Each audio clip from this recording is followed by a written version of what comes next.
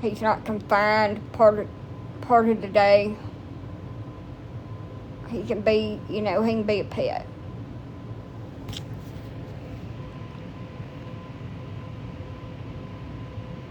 So, and no, he has not been picked up yet. They're supposed to come tomorrow. I tell you, I don't think that I've had PMS this bad in 8 months. But it is kicking my ass. The headaches, the food aversion, the nausea, the indigestion, like not gas. Like I can deal with gas. I can deal with being gassy and Cassie. I can deal with that. Farting up a storm, burping, I can deal with all that. But this freaking heartburn, y'all. My hip pain, these sharp stabbing pains, the joint pain, the fatigue, the freaking headache, just wanting to rip everybody's head off just for looking at me the wrong way. And then I cry about absolutely nothing. Like, I just feel sad. I've drunk pickle juice, honey. I drink it every day. And everybody's like, you're prego. No, honey, you don't have prego symptoms until about 2 weeks after you missed your cycle. 2 to 4 weeks. So this is PMS, which PMS can give you the same symptoms of pregnancy. And some people have a lot of symptoms of PMS, and it's really hard. I don't have all that. Menopause. I believe I'm perimenopausal, from what the doctor said.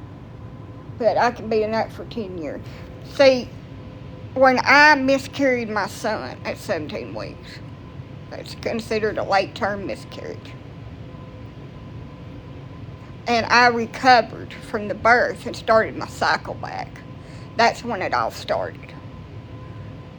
And some cycles are a lot better than others. But I can tell you, I'm going to be in this bed. Just get up, let the dogs out, feed everybody, and come back to bed until I get off of it. I will be going through the diapers probably 1 an hour. It's going to be the worst one that I've had in 6 months.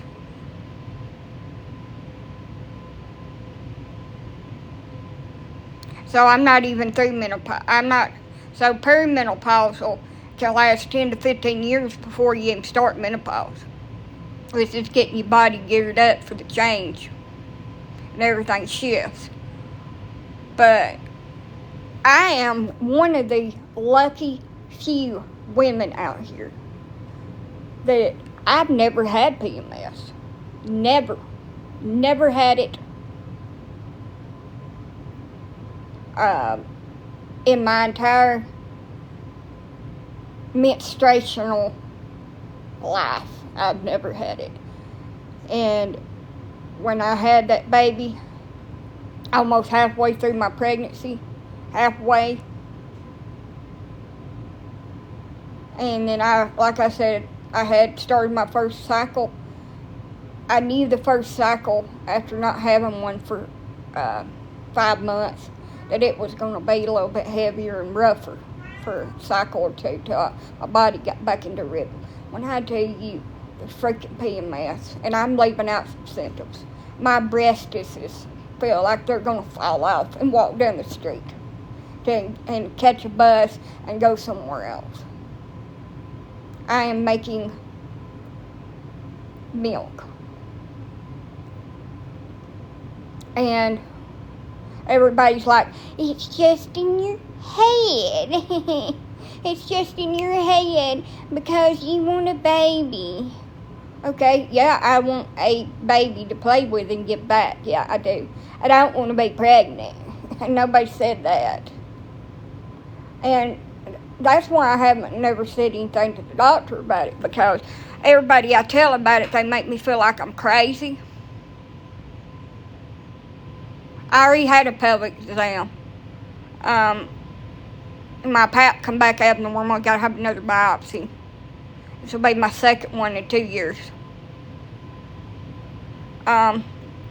Yeah, but everybody made me feel like I'm crazy or that I'm just projecting all these symptoms because I want something.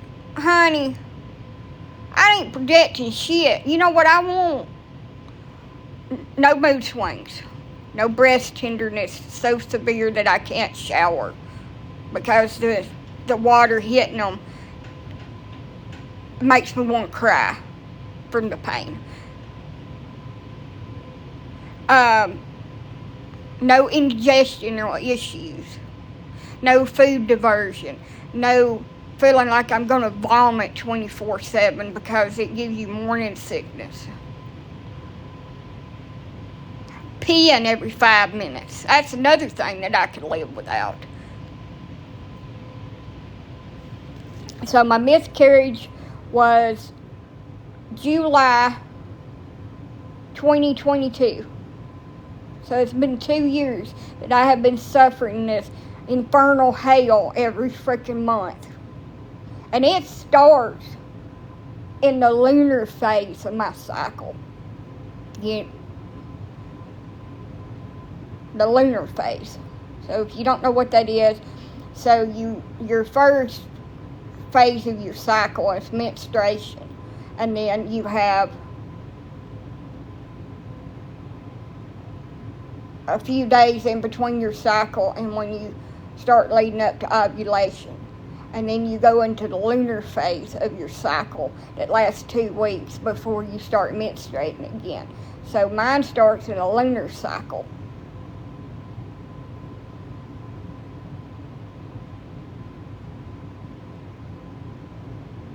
And it goes all the way up until 3 or 4 days after my period. And I bleed really bad, but I only bleed for like 2 or 3 days.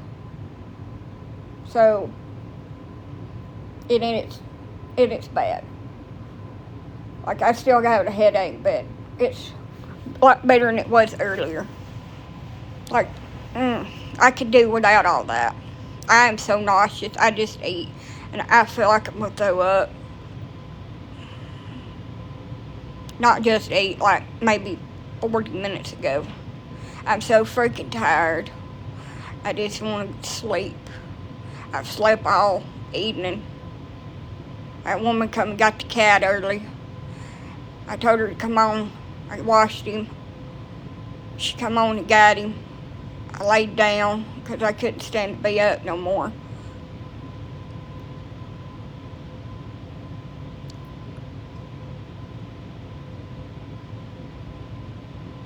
Oh, that sounds wonderful. I don't want to not have my period. I've always, even though I bleed heavy, I'm a weirdo. I kind of enjoy having it. It makes me think that I'm not pregnant or there's something wrong with me, which there's nothing wrong if you don't want to have your cycle. But the freaking symptoms leading up to it and the making of the milk in my breastises, I could do without. Why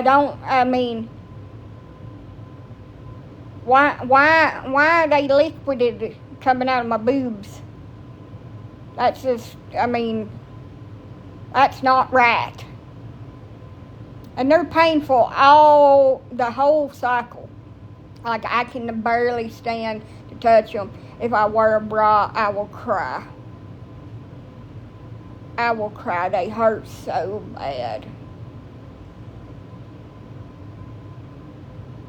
And then people will say something rude to me about not wearing a bra or make a scene or stare at me or something. Hell, look somewhere else. It ain't my problem that you have a staring condition.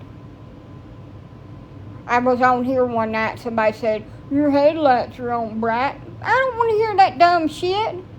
You wear a bra if it's that bothering to you. See, I'm grouchy. I can't help it. Ignorance. But I can't wear one. I ain't been able to wear one in over a year. Like, I can't stand it. I wore one, or tried to wear one the other day, and when I took it off, it hurt so bad that I couldn't sleep. So bad. So that's when my doctor's kind of concerned, because that can be a early sign of breast cancer. Is soreness of the breast, tenderness like that, breast changes, and discharge. And it's colostomy. Is that how you say that? Colostomy? The stuff before the milk, and then it's like milky. So, yeah. So I'm having a diagnostic mammogram done in January the 13th. As long as that ain't my period, because, yeah, that's what I was trying to say. Because I'm not going to have a freaking mammogram done on my dang period when my boobs are already sore in hell anyway. And torture myself. Because you're not supposed to do it on your cycle. Like, because it can, inflame your breast tissue and stuff, or make them swell, and then I can't get adequate results. So as long as I ain't on my cycle, I'm going. I may have to change it if I am. I didn't check my calendar. I am 34. I had a mammogram in 2017. I had over 200 small growths they called cysts in each breast. They never done a follow-up mammogram. It was not a diagnostic mammogram. It was just a regular one. And they said, we don't think it's anything to worry about. But in a couple years, you might need to have a repeat mammogram. And they never sent me for another one, because they don't really look at breast cancer before the age of 45 for some reason. When you get 45, they start wanting you to go every year. But I hate to tell them, there is no age that you are more prone to cancer than to not. Most people do get cancer later on in life. It just happens that way because your immune system ain't that strong. But I know a lot of younger people that's had it. I know a woman, she was 26 years old and had to have a double mastectomy. That's all they done back then. And she had to have reconstructive surgery. She was like 20-something years old. I mean, they need to change, like, insurances, and doctors need to stop saying because you're young that you can't have something or you can't hurt or all this. Just like with pain management, if you're not really old, they don't care if you hurt.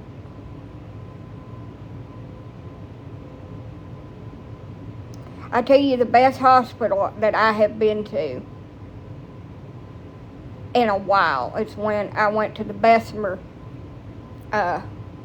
It's a UAB hospital, UAB West in Bessemer, Alabama. And I felt like my bladder was going to come out.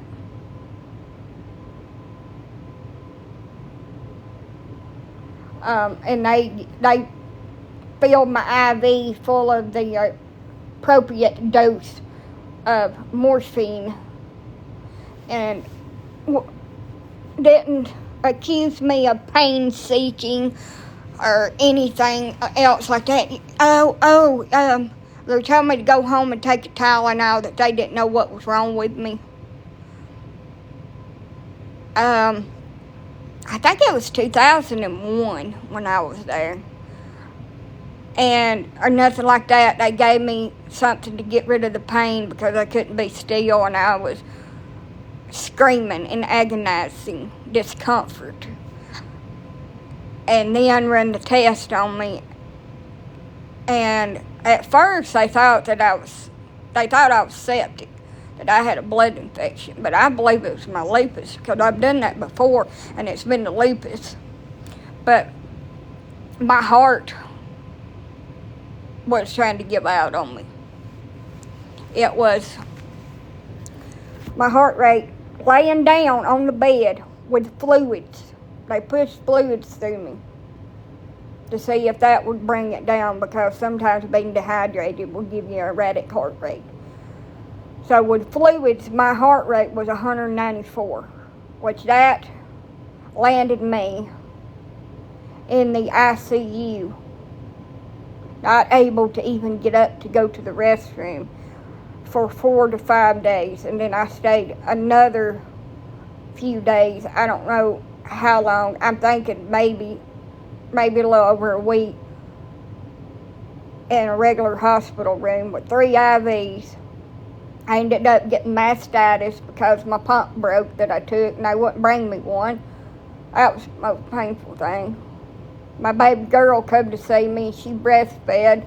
I did give her a little bit of the dye that they put in when they done the nuclear medicine.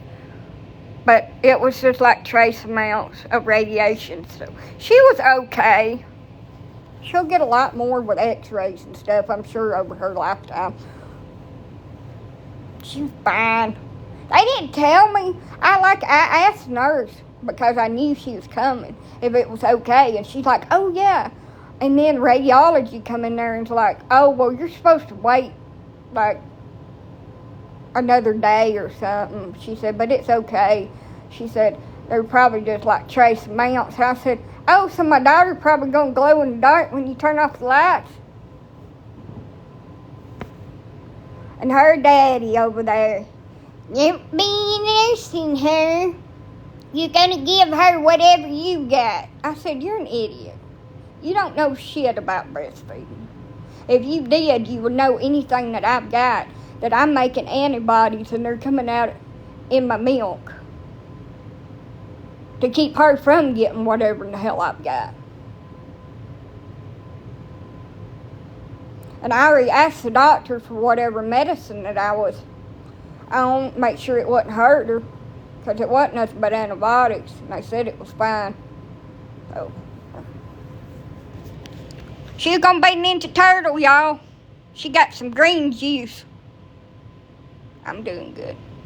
I miss my breastfeeding. I miss that closeness, that bond that I had with my daughter. But to say that I'm fabricating all my symptoms so I could have another child, and that I need to go seek mental health because there's something wrong with me mentally, makes you the biggest asshole they've ever been.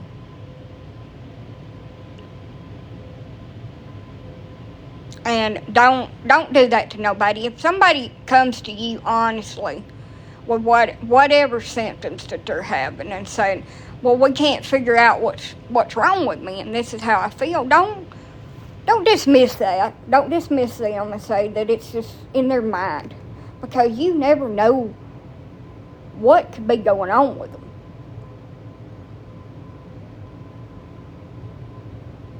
Oh, I put mine right to the boob. I breastfed through teething.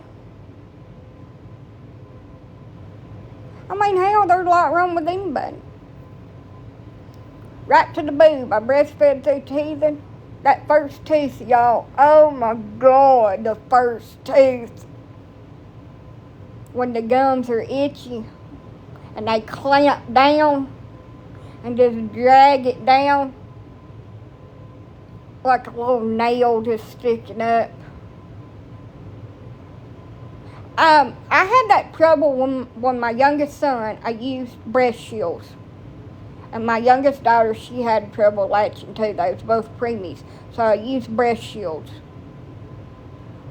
Oh, bear down. She used to bite me and then laugh.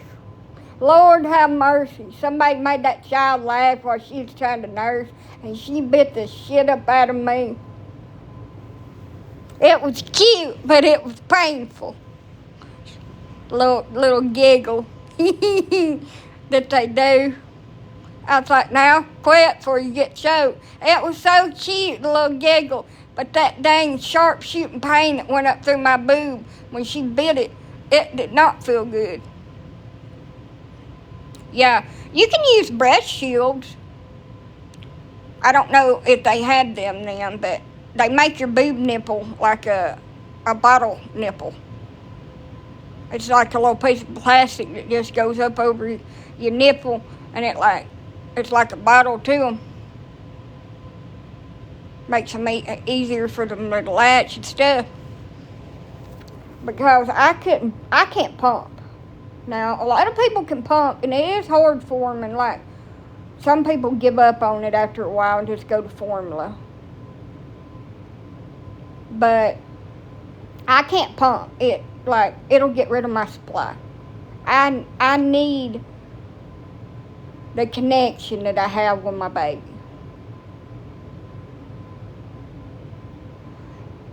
To be able for my milk to let down, to produce any milk. I have to have that connection. So pumping never worked for me. I maybe get 1 or 2 ounces pumping because it wouldn't let down. It just hurt and made me feel uncomfortable. I couldn't relax because the pump was either too big or it was too small, and it just felt like it was just rubbing, like friction, and it just, I don't know, it just didn't feel right to me, so I could never pump. And when my son was in the hospital, I had to pump for him, and it went fine for the first 2 days, but then I started to dry up. So we had to put him to the breast, and we had to do the nipple shield. And I had to do the lactation specialist in the hospital. But I had to pump or substitute with formula for him to get him to gain weight too, like I did my youngest daughter. So he had to have more than what my baby milk could give him. Fortified breasted milk. I tell you what's really fun, like with my daughter, I had like an oversupply with my oldest daughter. What's real fun is getting you a milk carton when you live in the house. A month. Mine was in like a week, and it was hell. But I knew people that had been there for months, and they didn't even have a release date. Their baby had to be on oxygen, and every time they do the open crib, they'd end up going right back to having to be in that little isolate thing. Hey, so and they had breathing, upper respiratory infections and breathing problems that set them back and stuff because there was sickness in the hospital, and it's just like chaos.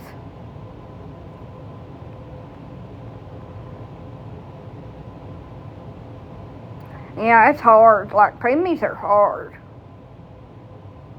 But I was blessed. All mine needed was to be able to regulate their temperature, and none of my kids gained weight the way that the doctor wanted. But except for Austin. But Austin was exceptional. He was born a chunk monk, and he remained a chunk monk. And when he was 8 months old, he weaned himself from the breast. He didn't want it no more. He'd rather have a bottle. But he's chunky. He was the sweetest little boy. I never had, I mean, I guess that's why I didn't really choose to have them other two, but I love them no matter what. But if you was having kids, he would make you want to have 4 more because he was just the best freaking baby. Didn't hardly ever even cry. He was just awesome. And he was the only one that I had that was full term. Now, Katie was considered, my oldest girl, she was considered full term at 37 weeks, but he was 41 weeks and 2 days. Her and him Well, she's dead. I think they kept her in the NICU for a day or two. But they went home. They didn't really have to stay. Now, them younger... No, Cassie didn't either. Cassie didn't have to stay either. But them youngest two, they had to stay a week. And I had my youngest daughter at Walker Baptist in Jasper. And when I can tell you, besides Coleman Regional Medical Center, that is the worst place in the world to have a baby. That is the worst place in the world to have a baby. Don't even go there for health care. A lot of people would rather go anywhere else than Walker Baptist Medical Center. Hi. It has the worst reviews on Yelp for any hospital. Some man was complaining about heart attack symptoms, and they sent him home, and he passed.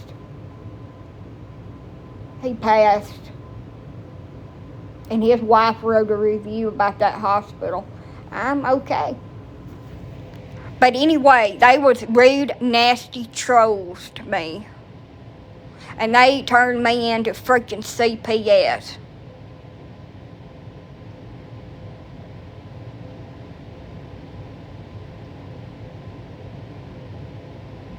For no freaking reason. I wasn't dirty for nothing.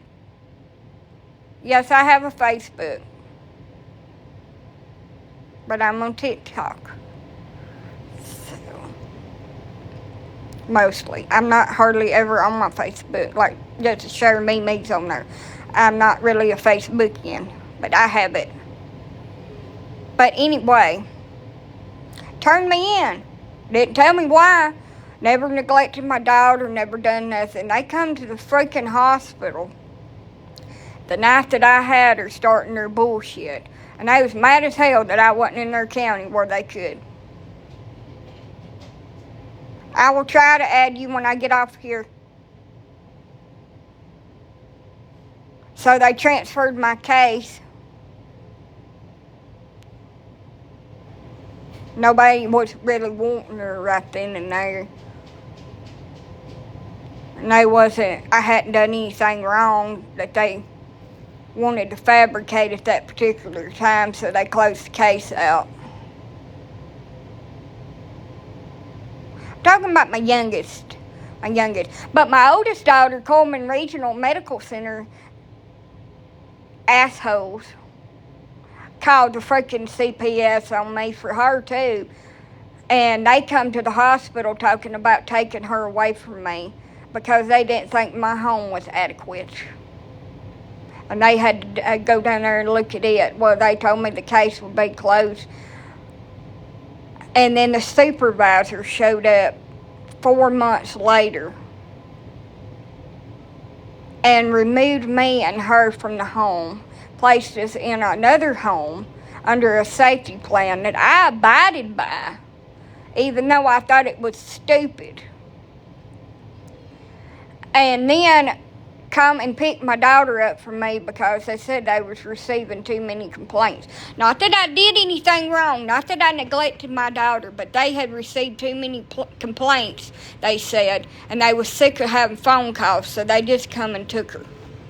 And then gave her right back to the same person that I was living in their house without me there. Make that make sense. Same person. I will.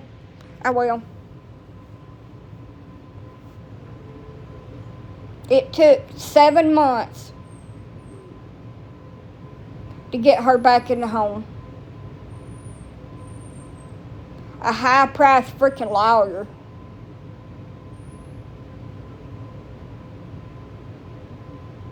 And then when I got all that shit cleared up, guess what?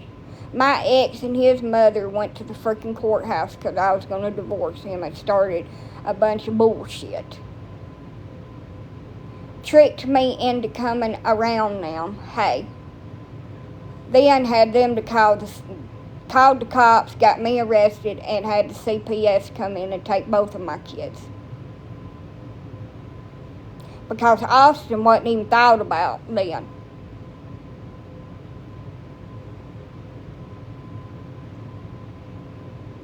I did get them back for a little brief period of time before him, his mother, and sister all went to go talk to the CPS people and kept on lying and causing drama and bullshit until they come over there and they ripped them out of the home.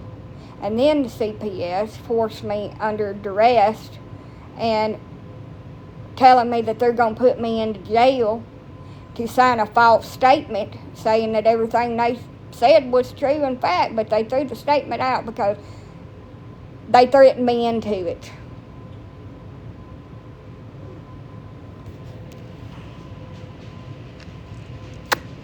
Yeah.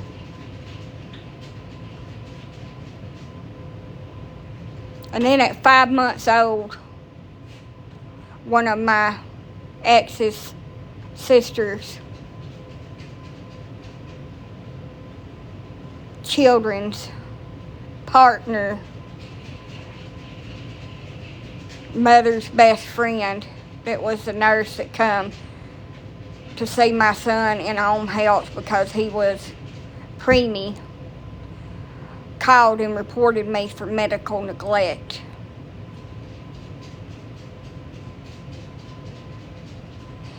And she went, my ex's sister went and filed for custody of him. They never gave me an opportunity to get him back. They never made any kind of services or plans for me. Just said that I was stupid at court and failed to make appropriate decisions. And you know, I did do something wrong. I depended on a sorry piece of shit to take me to the doctor. And when it come time to take my son to the specialist, the sorry piece of shit didn't take me. So I had to reschedule the doctor's appointment. That's the only thing that I did wrong. After they got my car repoed.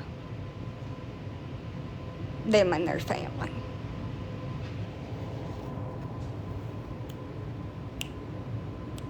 Special place in hell waiting all for them. They're going to be lined up in a row. So, to answer your question, my ex-husband's wonderful, backstabbing sister has.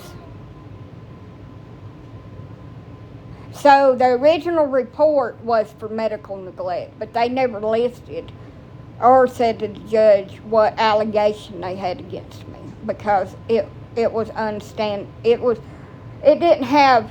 So medical neglect is, you know, so much more than that. So they never even brought that up at court because they couldn't prove it. So they never even said it. It wasn't in any kind of court paperwork or anything. You can go all the way back through his file. Yes, I had a court-appointed shitty-ass attorney. No. I paid a shitty-ass attorney that time. I had a paid attorney, and she was over there laughing about her vacation to Hawaii with her and her husband and her new baby.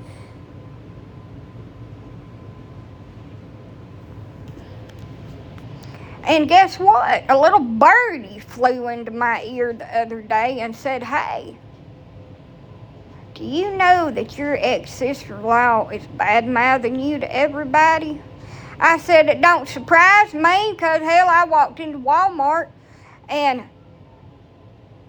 my ex-husband's lovely-ass mother was sitting in there telling homeless Judy that has mental issues and a smug problem, that is a habitual homeless person, what a piece of shit that I was in front of my kids." And one of my kids piped up and said, "Hey, don't talk about my mommy like that." And she told that kid to shut up. She didn't know I was there. I guess I'm invisible to people, but I was standing over there at the counter listening to everything that she had to say about me. But she acted like she was my friend to my face. She was on my side. That's how two-faced people are.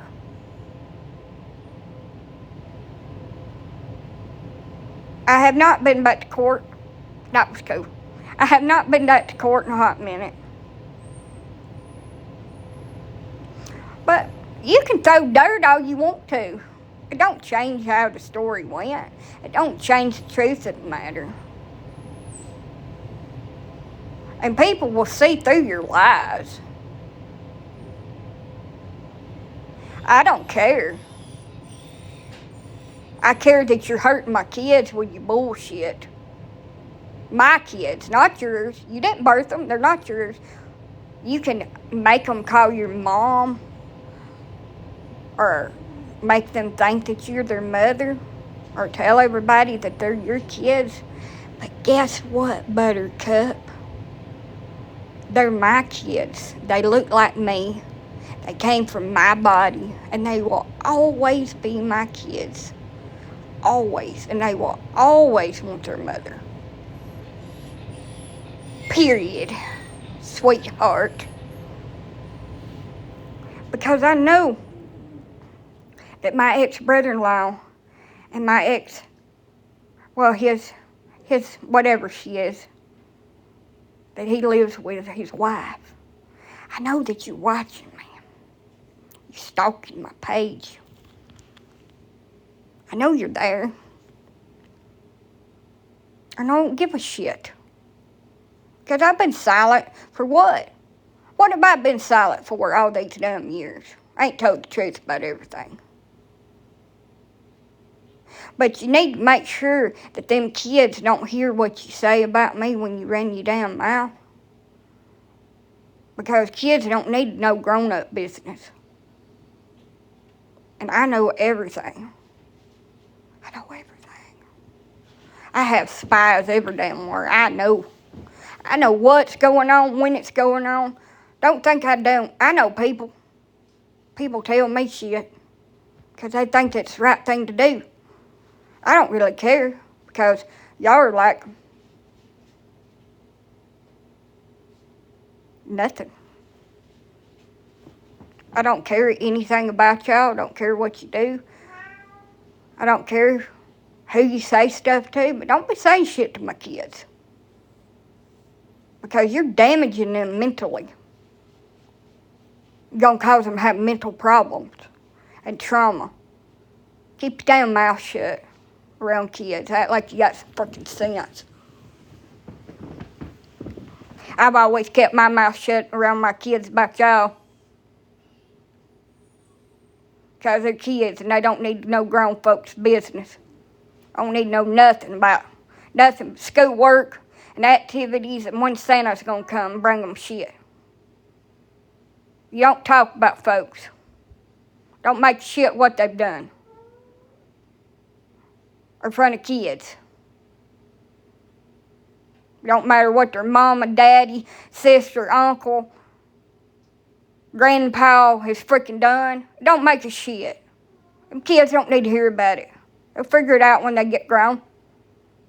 Oh, who cares? Who cares about something I done 55 years ago? That was yesterday. That ain't fucking today. Who cares about what happened to my mama? Nobody don't care about that. She gone. Ain't nobody even looking up under that stone. Don't nobody care about anything that happens in my damn life. But me. So don't be running your mouth to people about shit you can't even comprehend.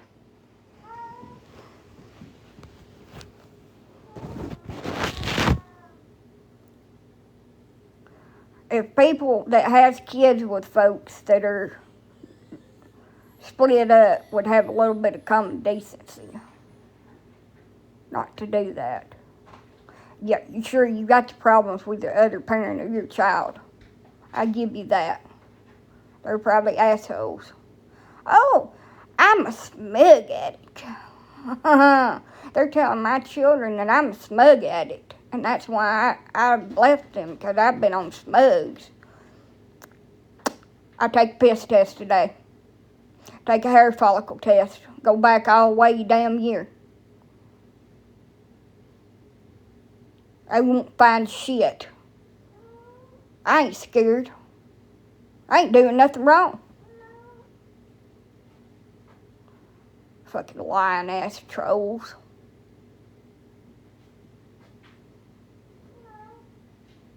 All they are is fucking trolls. Big ass warts all over them. Running around. Them cats have got food and water, and I just changed the litter boxes and put them back up because they got it out. Almost got eaten earlier. So there's nothing wrong with them cats either. I may have animals, and I may have several animals. And that's okay. There's nothing illegal about having animals, last time I checked. As long as you can take care of them, they're taken care of, and your house is clean. There's not a damn thing wrong with that. I lost my freaking teeth because somebody knocked part of them out. And I have a dental disease. So kissing my ass. I ain't never been on freaking drugs.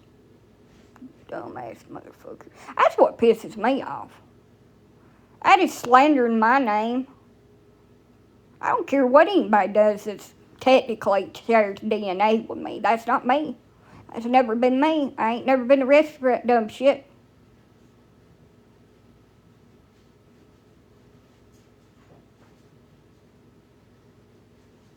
But I will be contacting somebody about that.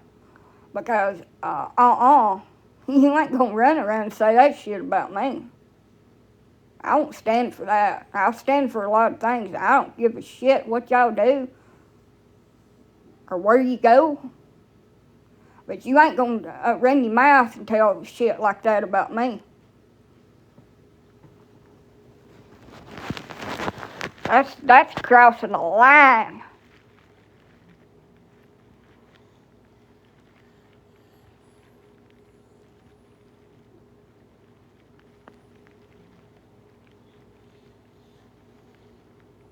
My little nephew told the trooper the rock was in Mommy's pocket.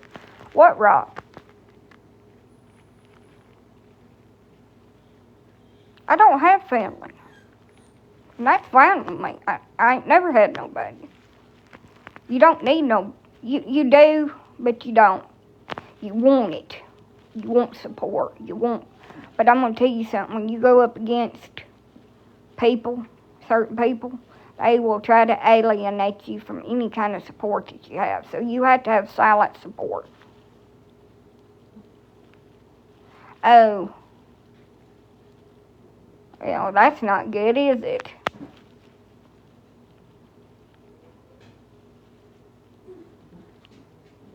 Wiener dog, you're in trouble. You ain't getting out of there. I had to turn the heat on, but I'm about to go take me a shower and wash my bed clothes and clean up my bedroom. I'm like that woman off the closure. I'm a messy girl. There ain't nothing wrong with you, hush. You're up for the night. You made a damn mess in here when I went outside to get rid of that cat. See if I can get my breasts to stop hurting with some hot water. Because I am an ill bitch right now. I am. Everybody said, you're sweet. Not right now, I'm not. People just piss me the hell off just by existing. They breathe so close to me. I sold one. He'll be gone in the morning. It's going to go in my I need shit fund.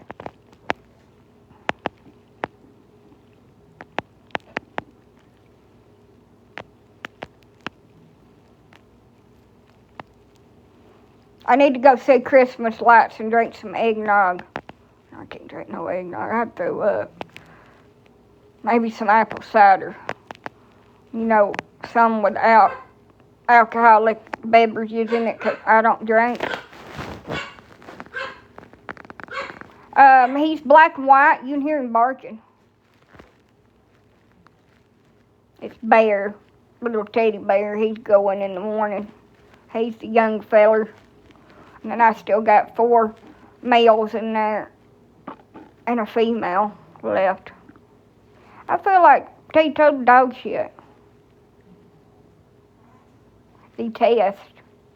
What test? I am not preggo.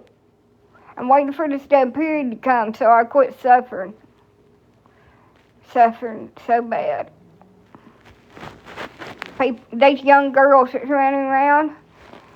Oh, my period's so bad. Wait till you get my age. Wait till you get creeping up on the frickin' 40s. You think it's bad now. Honey, you don't know nothing. Perimenopause and going into menopause. Shit's awful. Shit's damn awful. I wish I had a little girl, period. And everything hurts. So the peepees, the peepees, they are,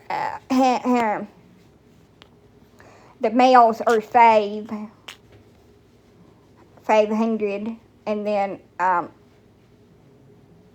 the girl that I posted, you know, with her little pigtail on here, the little girl, she's 7, 'cause she's the only girl I've got. So I'm gonna make I'm gonna make some money on her. I'm not having no surgery. Don't have no baby. I don't. It feels unnatural to me to mess with it without just taking the shit out. You know? Yeah, my hairdresser had an ablation. She had to end up having a full hysterectomy.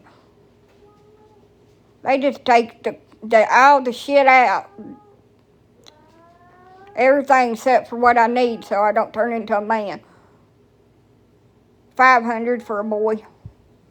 I have the chocolate and white one, caramel. Then I have a gray and white one, and I have 2 that are black and white with brown spots. Did I miss? And then I have my girl. She's gray and white. And a wiener dog for 50 cents. 50 cents, half a hot dog. I'm just really glad that I don't have pimples from knipples all over my face this time.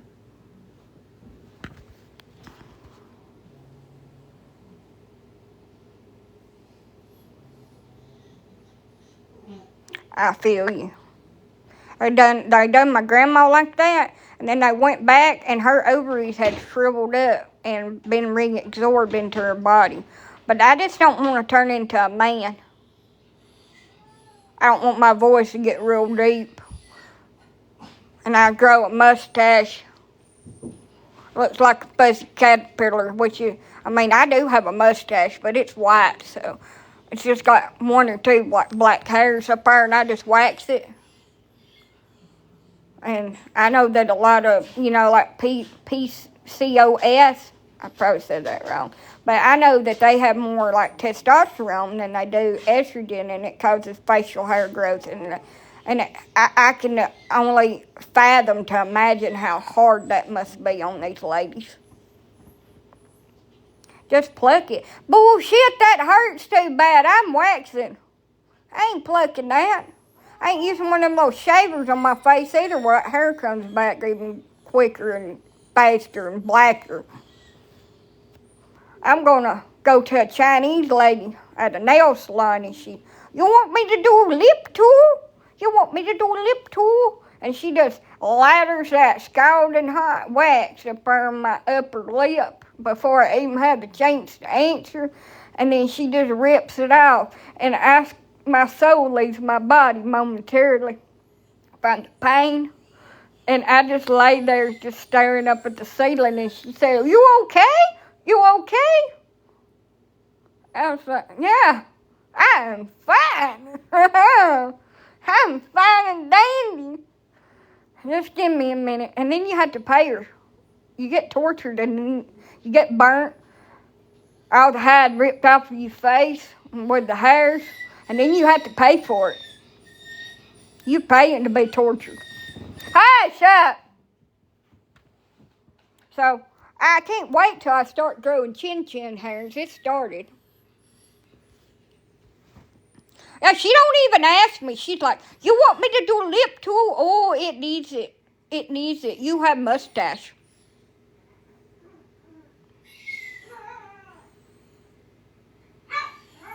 You have mustache. You want me to wax too? She don't wait for a response neither. And that wax is scalding ass hot. Shut up, dogs.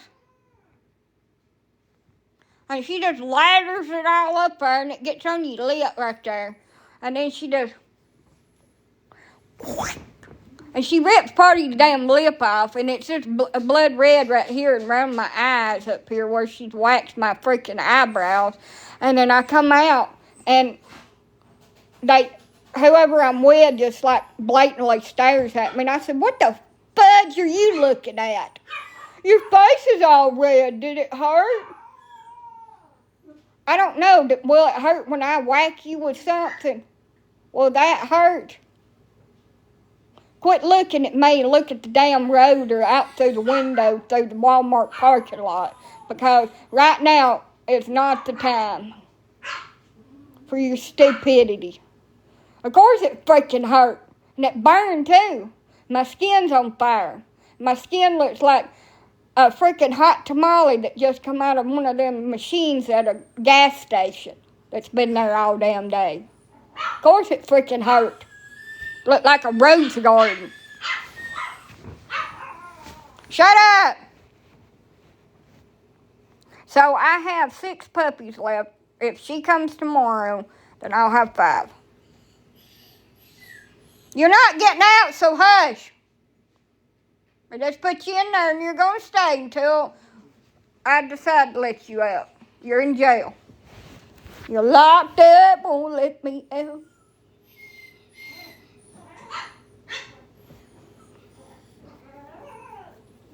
You hear it howling?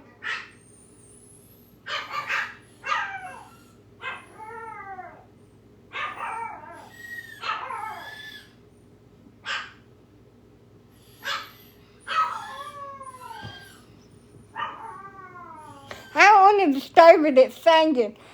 Hold on a minute.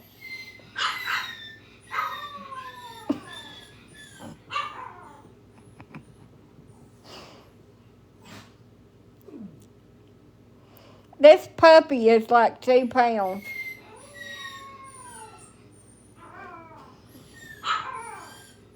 It's like 2 pounds and it's howling.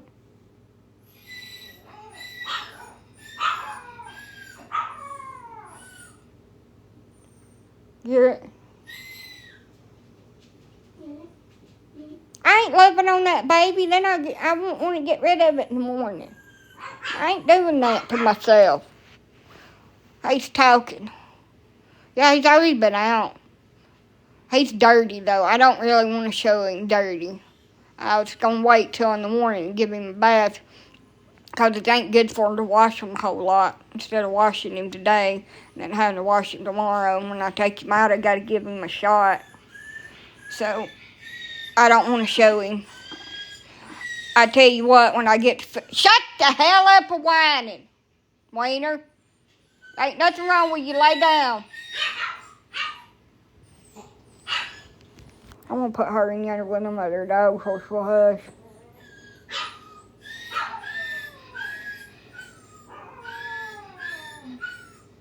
She got in trouble.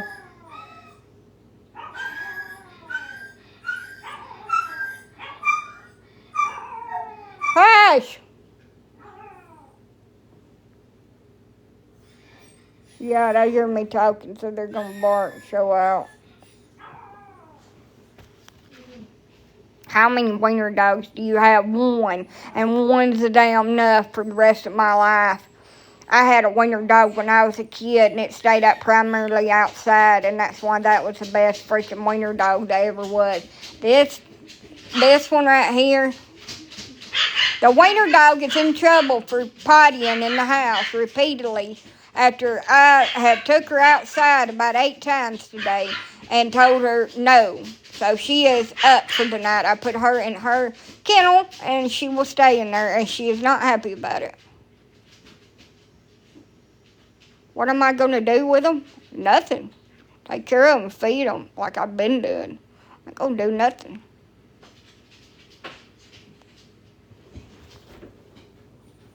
I think one wiener dog's enough for me. I don't think I ever need another one.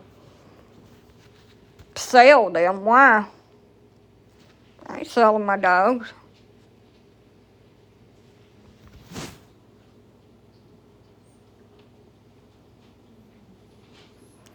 $95. I've got 95 in here.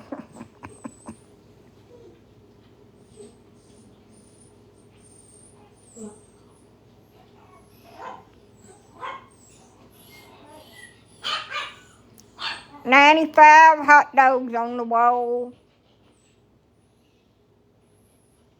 My dogs are staying. They ain't going no damn where. I do need to. Can you imagine? I can't imagine anybody with like 50, 60, 70 dogs, inside or out, that are able to properly provide and care for them animals. I don't understand that. I have a really good friend, and I know she takes excellent freaking care of her babies, and I'm not bashing her. But there ain't no way in hell that I could take care of 28 freaking dogs. I love her, but she's got help, and I don't have help. I love her, but I'm like, how in the hell do you groom, bathe all them freaking dogs when I struggle with the 10 that I have? And you have 18 more than me. And these are just her dogs. I'm not even talking about pups. We ain't even talking about pups. But she has a force. She has a force with her.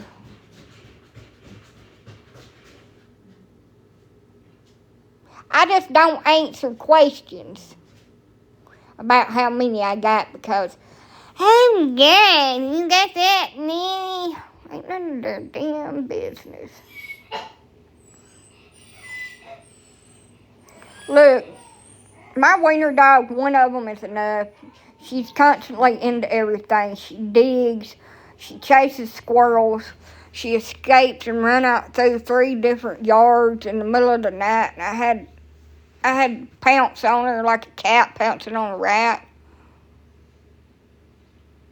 But like I said, I ain't bashing my friend. I know she takes wonderful care of her animals.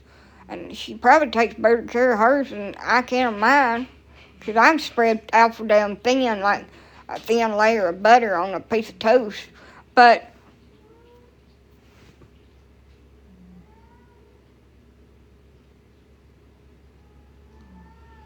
I don't know how she does it. Stays mentally sane. They're driving me insane right now, but she don't have her cycle either, so she don't have to worry about that.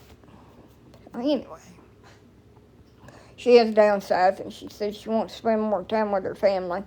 I can understand that. I don't have one. I won't be downsizing. I don't have the patience for anything right now. Like, we got a hyper on line 2. No pony dogs. I say this with certainty.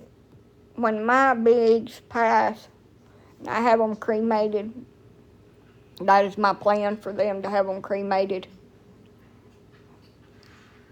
I will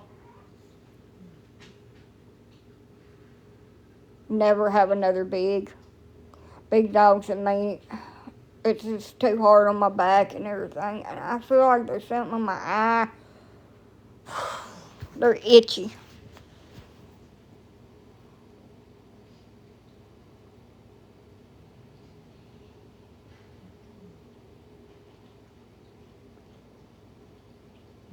They're pitching a fit, yeah. And I argue with them, and then I throw the cover off of myself in an angry manner and jump up and go and take them outside to the toilet. And then they try to pull me down the stairs. And I get their lead wrapped around my foot and go barreling ass down the steps like,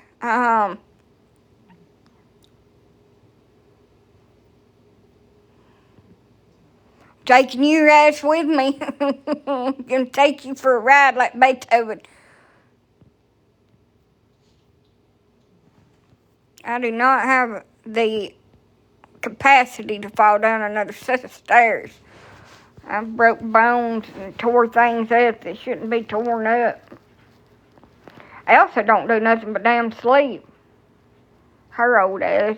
She don't play or nothing. She just eats, sleeps, and snores. So I guess it's the best life to have. Sometimes she babysits me while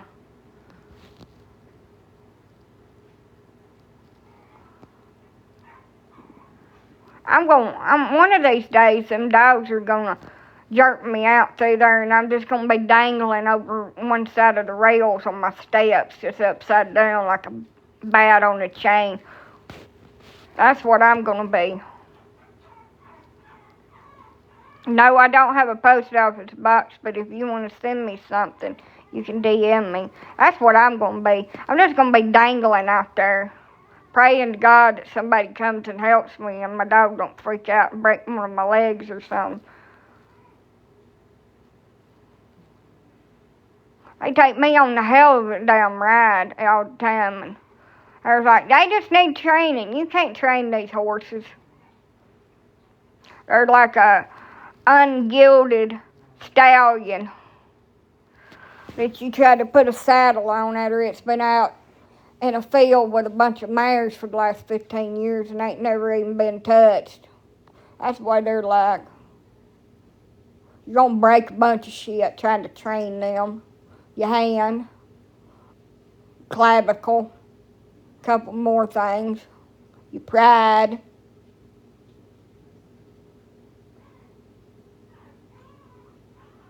Yeah, I just say it now.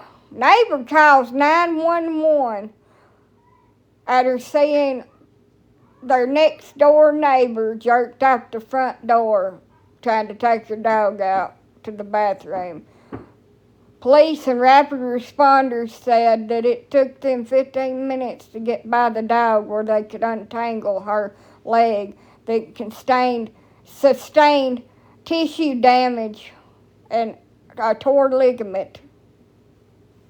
She was just dangling out there for about 25 minutes and kind of lost semi-consciousness because all the blood rushed to her head. I just see it now.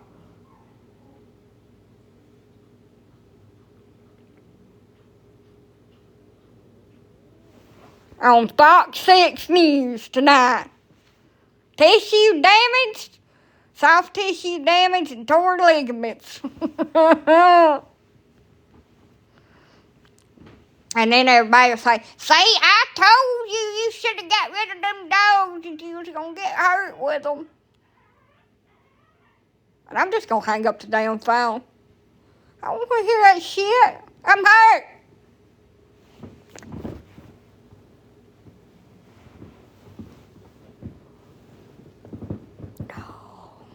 Pongo is always one that fucking hurts me. And he's Beethoven, or Hooch. He has no ill intentions in his mind. But it just always plays out like that. And I'm always the one that suffers. 95% of the time. What breeds are the big ones? I have 2 bull terriers, and they're not that bad. They're just kind of wild.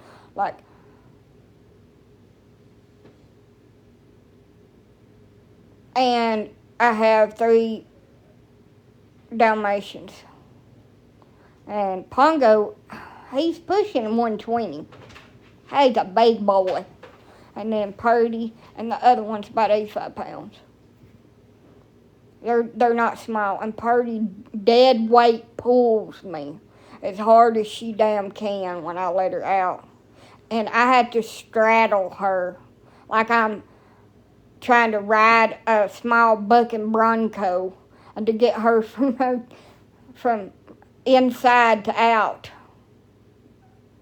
To the out. And everybody's like, I weighed 102 pounds when I went to the doctor. 102. So my dog weighs more than me. And he's stout as a horse.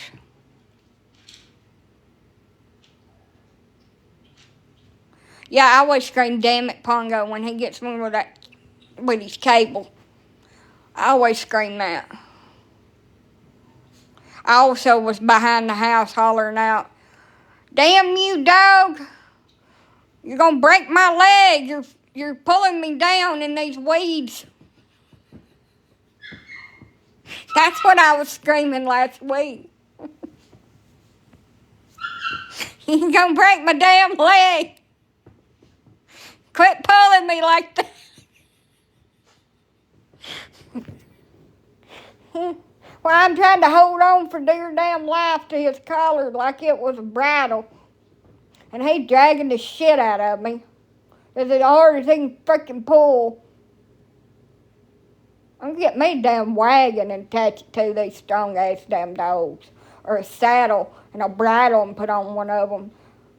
Riding their asses up the road. Probably the whole freaking neighborhood heard me out there screaming to the top of my lungs. Damn you, dog, quit pulling me. How are you going to break my leg? I wasn't soft about it. Or were you home alone? Honey, I live alone. I'm always home alone. Left to my own damn devices, I shouldn't be. Yes, I've had horses before. We had this old stallion horse. Beauregard was his damn name. He was meaner as hell. Bite, kick, you couldn't ride him, couldn't even get hardly close to him. That's how my dogs are. They're like feral freaking cats.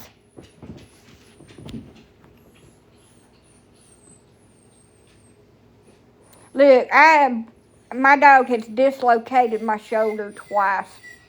Pongo has. He has dislocated my shoulder, busted open my vagina, caused bruising and abrasions and soft tissue damage. When I tell you,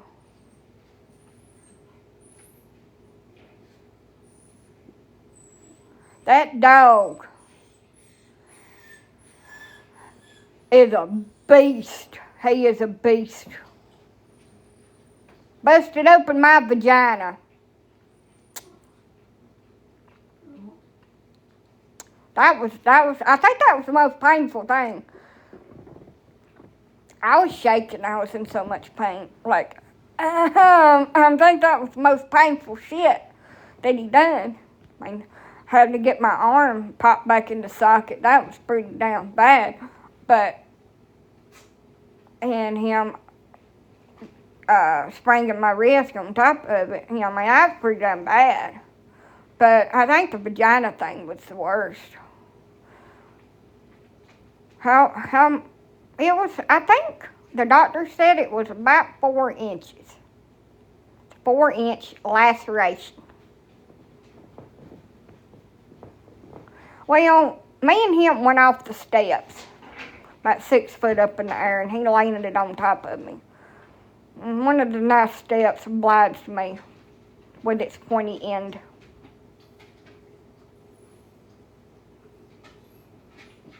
Who the hell do you think I'm going to give a 10-year-old Dalmatian that's got to have a biopsy and a growth removed on him? Who in hell do you think I'm going to give him to? He don't like anybody. And why would I do that? Because this is his home. I'm his mom. He is my boy. No matter if I get injured or not, he is my boy. And that dog ain't going no damn where until he goes in a box. Yes. He is too fucking old. But I may have to bring him in. Supposedly tomorrow night it's supposed to get cold, so I'm going to get his bed ready for him in here in case I have to bring him in. I don't know where the hell I'm going to put it. Big ass damn thing. Guess I could put him back under with the girls. He's my boy. My dogs are my babies. I've had them since they was puppies, most of them. And this is their home.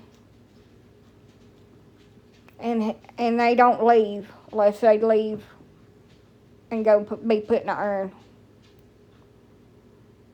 So I don't care if I am just 102 pounds. 102 pounds soaking ass wet, as they say.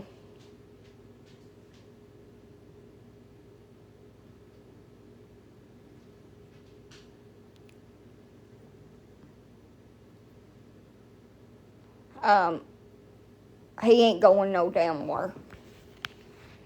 Because you don't do that. Dogs, your pets are your freaking family. And just because your life don't work out the way it wants to, or it gets hard, you don't get to dump them. I go out there and spend a lot of time with him. And he does have shelter, with a good shelter. He's got 2 igloo houses, and they both have bedding in them. But if it gets too cold,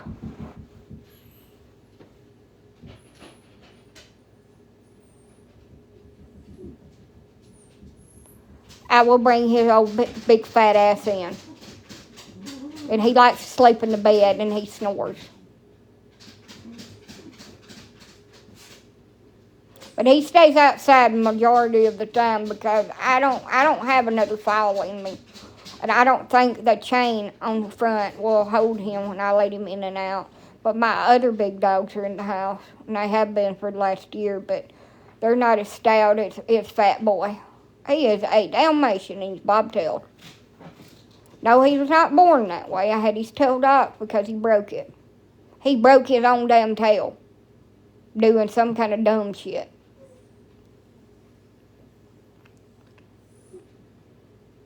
So they done an x-ray, sure enough it was broke. He had to have 2 surgeries on it because the first one he chewed on himself.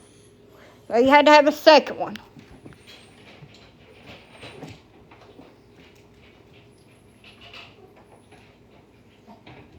It cost me $800 and something.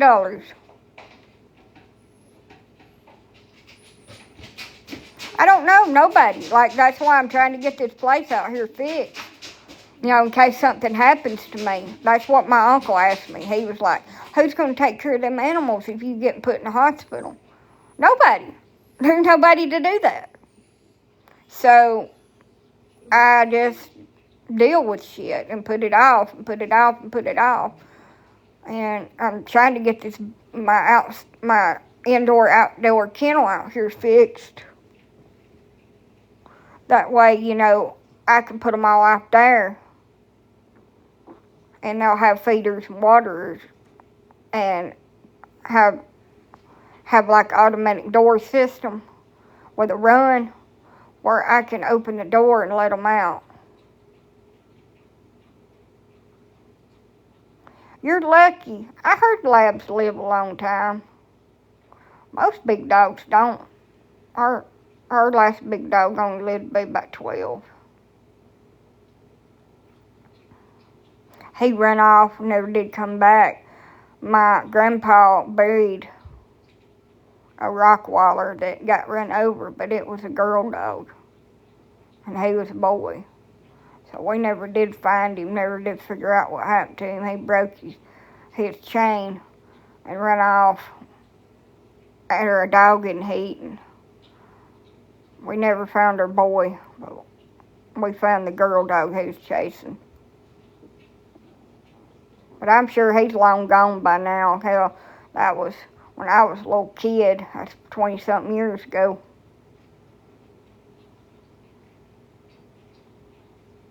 Even if you take really good care of them, most dogs later on in life have a lot of health problems or cancer.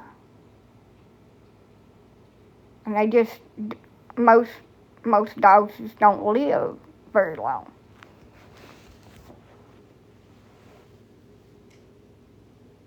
So you get really lucky if you get one that's made it 15 years or 18 or 20 something years. You're really, really lucky, because dogs start declining at about 8 or 9 years old, and they become seniors, and it just continues to decline and decline most of the time.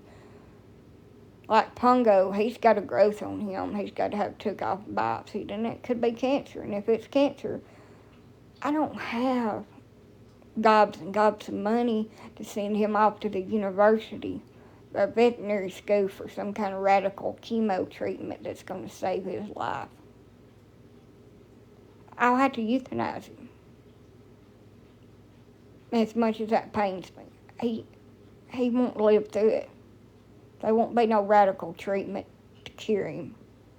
It's like there's a content creator on here, the spooky woman with the black hair that makes all them funny memes, and she has that weird laugh. Her dog had cancer, and she sent it off to the university, the veterinary university or somewhere, and got experimental chemo and saved her dog because she's got money and stuff. I don't have that, and that's sad. I mean, even if I had one dog, I couldn't afford it. It's not because I have so many. It's because you just can't afford that. The veterinary medicine in the United States is like doctors. It's freaking ridiculous. And it breaks my heart. So, and then my wiener dog, she's got to have a tumor took off of her. It's in her boob. And she's got little tumors on her too, so they may be the next two that I lose. And Pongo was my boy. He always rode shotgun with me. And I've had him since he was 7 weeks old. So it's a little puppy since 2016. Like veterinary, like if you need a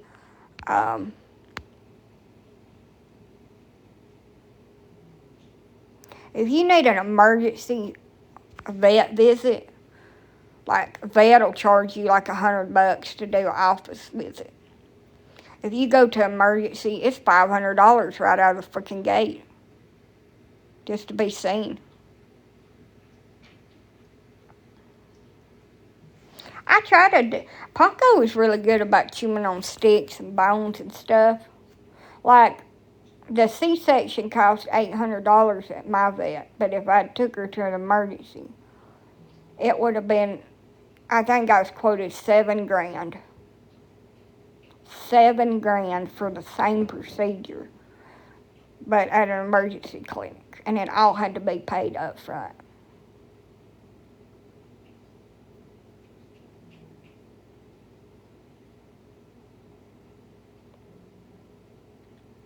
Multi-zoo, they're called multi-zoos.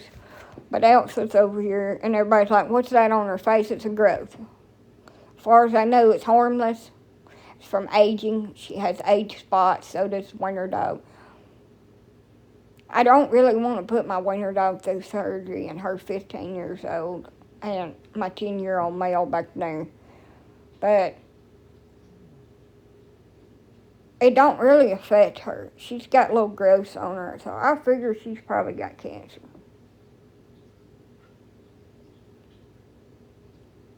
I always thought that growth on her was a hernia from getting hurt, because she didn't have it until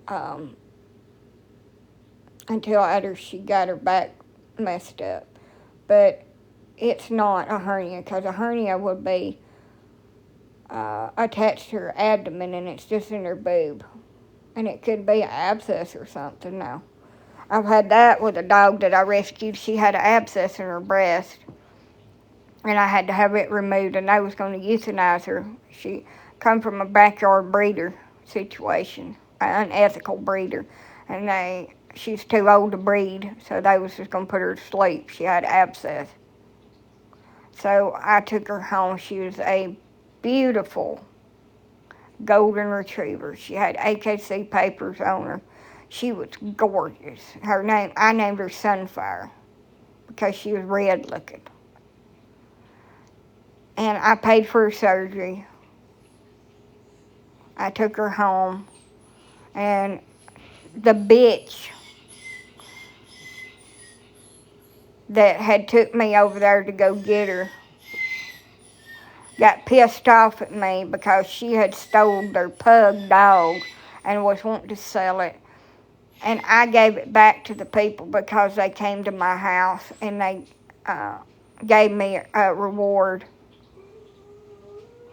And I thought it was wrong, so I gave it back to the people. So she come to my house and stole my freaking dog that they had gave me. And took it and dumped it off of some back road, and I never did find it.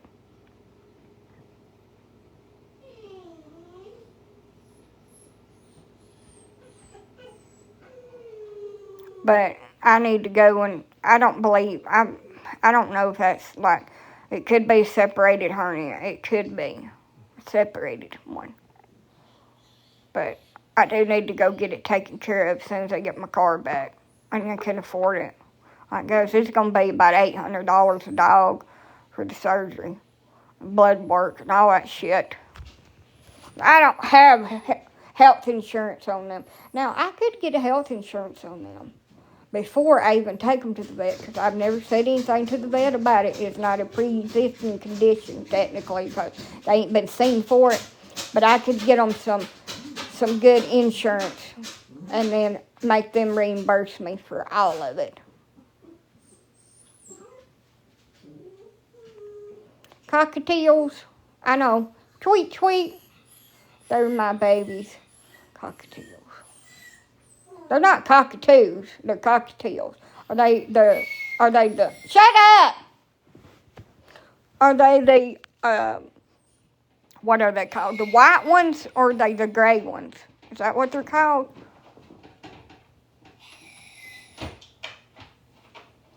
This bitch was mean to everybody. She was a con artist, a scammer, a thief, just a general bad person.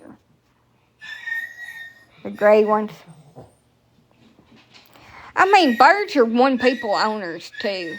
Like, and they can cause significant damage if they get pissed off and bite you. They can. But for the general part, birds are pretty pleasant. I just ain't a bird person. They're wonderful. If I ever got one, I want a cockatoo. I would want a cockatoo. I'd want a white cockatoo, a big one. Because it's mad at me because I put it up, because it won't quit using the toilet in my house when it's free. And yes, I've took it out 8 different times today, and it refuses to use the potty outside, so we're going to try a different tactic. We're going to keep her confined, and then I'll take her in and out from her crate.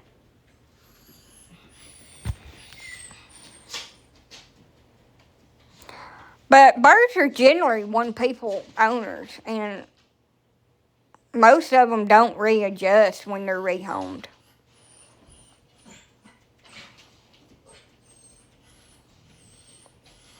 And if you do get them where they trust you and like you, it takes a long time to build that trust. Quiet!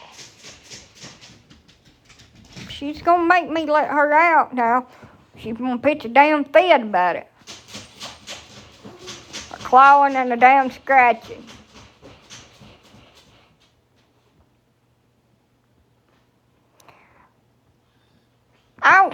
I tell you what I want. And this is crazy. So I'm not going to do this. But I want to build like a terrarium, a wood terrarium looking thing with the top lid like pulls up, and I want to put bedding in it and set it up, and I want to hatch me out some little button quills. And I want to put my little button quills in there and put them in my room and have a terrarium with little button quills in it, little birds. But I have too many dogs, so I'm not going to do that. I don't have the time for them. But That's what I want. Little button quills. They're so cute. What's a button quill and why do they sound so cute? They're little bitty teeny tiny quills that are like this big. They lay little eggs and you can put them in a little sand bath thing in there. And they roll around it, and you keep them in there, and you change them, and they don't stink like chickens or nothing like that. And they make little noises, and they're so cute. Google it. Oh, your cats would love them too. Yes, I know. Especially mama cat.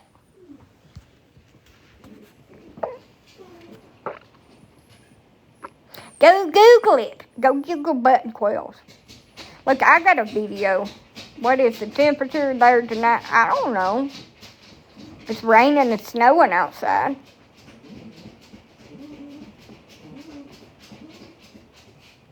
Sounds like parrot. I don't know. But anyway, that's what I want.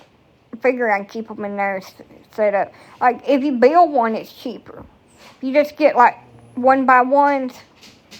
Or, yeah, 1x1s and just make you a top and then get you some plexiglass and put in it so you can see them. It's cold and raining here too, honey. Quit! That damn scratching! I throw you outside the rain. I'm not going to do that, but I'm going to threaten her with it. Send you back to damn Costco where you come from so I can put you back in the wiener package.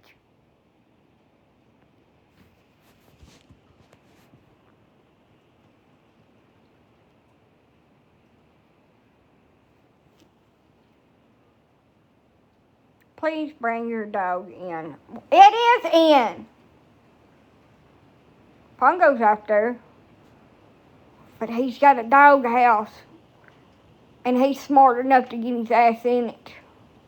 And it's a big-ass dog house. I could live in there. I could live in there. Set me up a damn TV. All that good shit.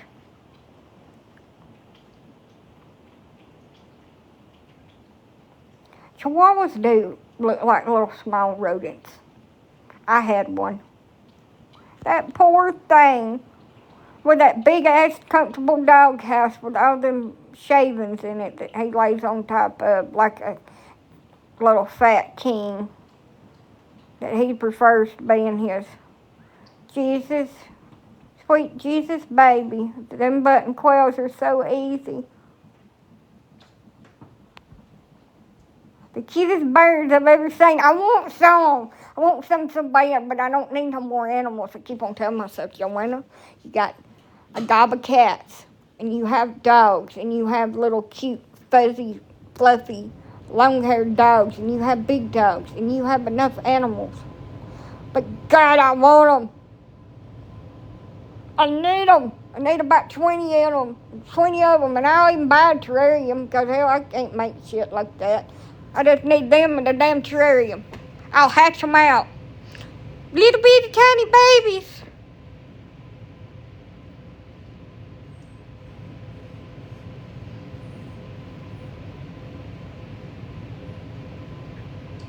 Boy, I could drive somebody up the damn wall. I want some gerbils and hamsters.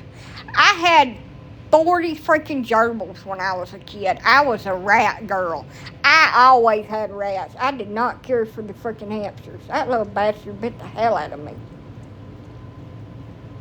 I had about 40 of them. I played with them.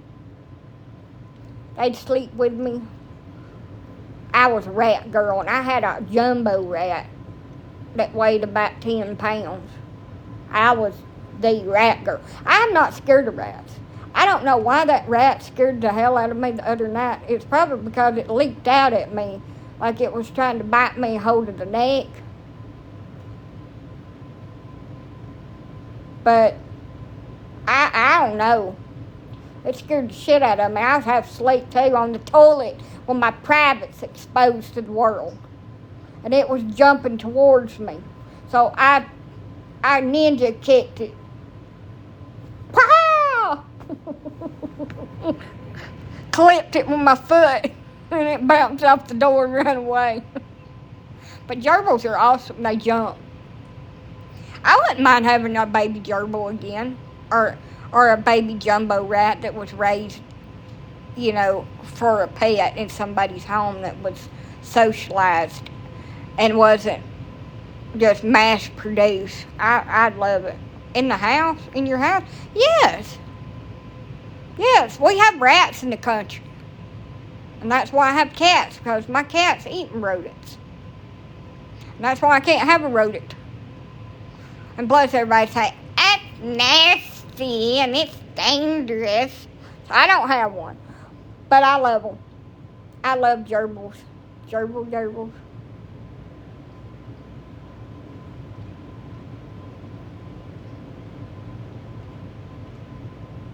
Rats are very intelligent. My rat did not like men, and he would go for the noise. He was smart.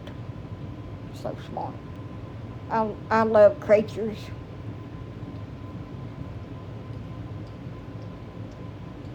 Things I won't have again, a ferret. Ferrets are wonderful little creatures. They're mischievous little doodles. You can have 12 button quail eggs, yeah, but you got to have incubator. And you got to have somewhere to put them, and you got to have like heat lights for them. They get cold and shit. So I'd have to have the terrarium first. I'm gonna add that to my wish list. Somebody buy me a terrarium and some button quail eggs and an incubator, so I can have my birds. I don't need that. No.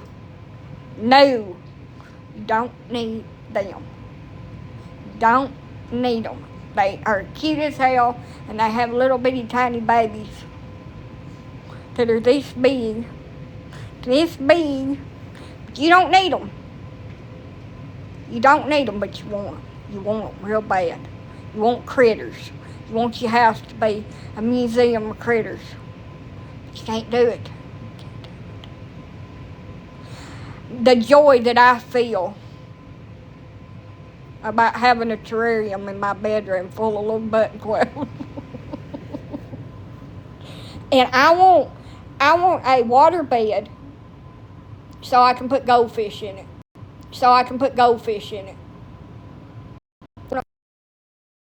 Find me a vintage water bed from the 90s or the 80s that I can put goldfish in. That way I can lay there with the sheet off of my bed and watch my fishies swim around in there.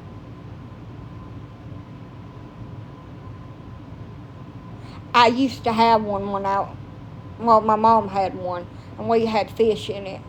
We had a shark in there one time. I don't like iguanas.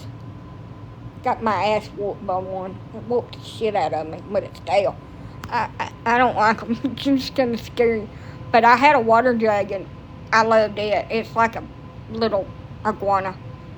And a Chinese water dragon. And I've never had a bearded, but I want one. They're freaking cool as hell. Somebody had one, I was playing with it. They're beautiful creatures. And I love snakes.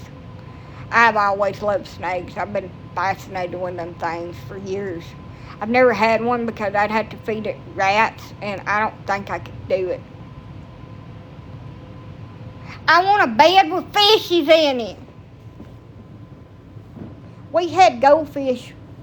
It got busted when we moved from the trailer, but we had goldfishes in it, and then when the goldfishes passed away, my mom got some tropical fish and put salt water in it. And we had sharks and stuff, little sharks, and they'd be swimming in there, and we was laying on it, and we'd take the sheet off of it, and we'd watch these little fishies swim by. I want that. I don't know, it may make me like seasick trying to sleep on it, but I just want one. How did you feed them? There's a little hole thing that you could open up, a little stopper thing, or you just put a little food in it. They're actually water beds that are made for having fishes in there, and they have a little port where you can open up and feed them. Some people on here have monkeys. Yes, they do.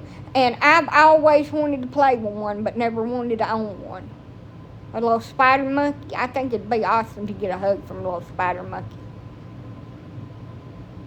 I just don't want to own it because I don't know how to take care of a monkey.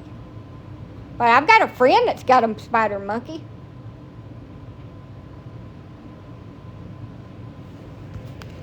What about algae? We never had algae. We had algae eaters in there.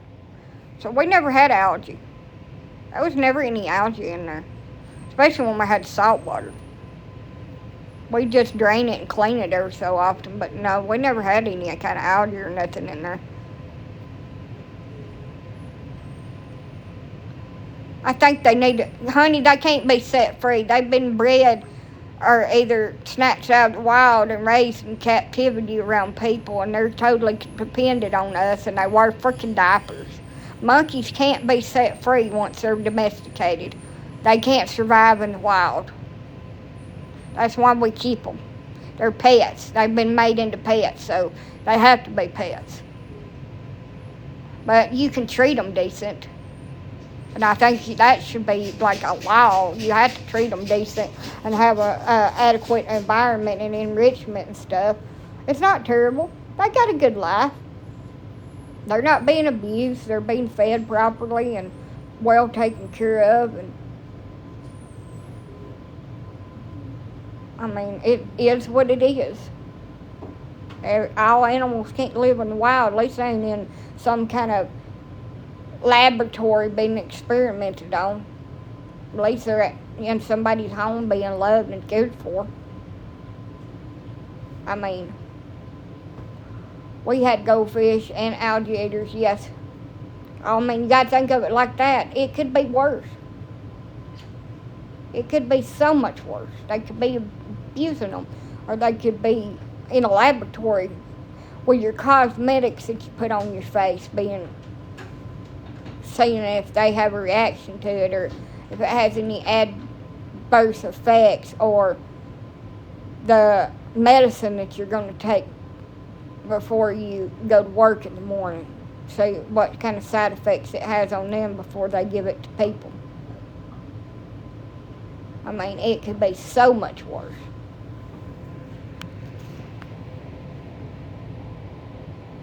Yes, I have. Yes, and there's another one that I watched. They've got a whole bunch of spider monkeys and some kind of other monkeys. And they have like a sanctuary or something. And they like take people's spider monkeys that can't take care of them no more. And they take really good care of them. They got like in their bedroom, they got an enclosure that they put them in at night. And they let them free range outside without their diapers on. And I think that is a wonderful setup for them babies. But getting back to what I want, I do want a critter. I don't know what kind of critter I want, but I want a critter. I've had a long, hard year. But I keep telling myself that I don't need it because I got dogs and cats and stuff, and I don't need it. But I need to get rid of a couple more of my cats before I even think about having anything that they might want to eat. White-faced capuchins. Might be. But, yeah, I've had that happen to me at the zoo. That was a fun experience. I either want a bearded dragon, which I can have it shipped to my house, or I want to hatch me some buck quails and have little birds. Yes, they can be. They can be. I mean, I always wanted a finger monkey. A marmoset. I want a little marmoset monkey. Quiet! I ain't going out in the damn rain. You can just forget that shit. tie you to the strings and you out the door.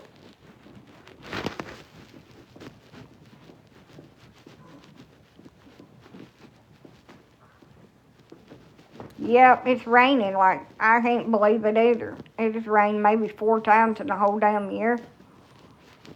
Started raining out of the I wanted a chimpanzee. Oh my God. You have to be careful with them. Like they can, when they get older, they can get really, really aggressive and hurt you.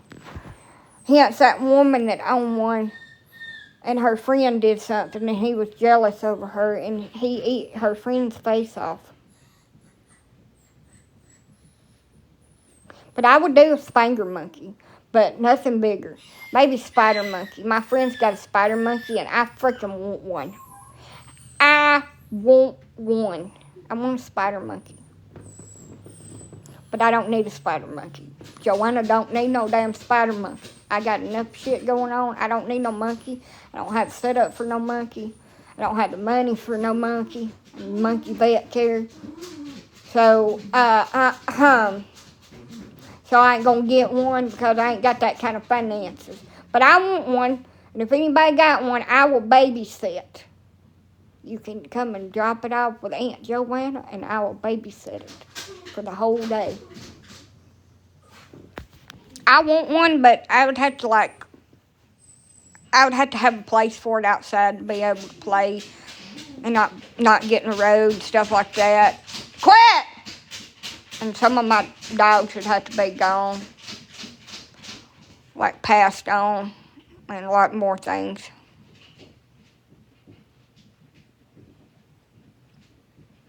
Yeah.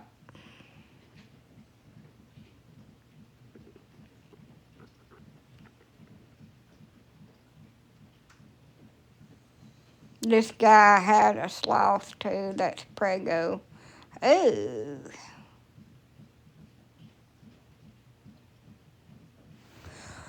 Well, let me find my cord. Oh, it's just laying right there.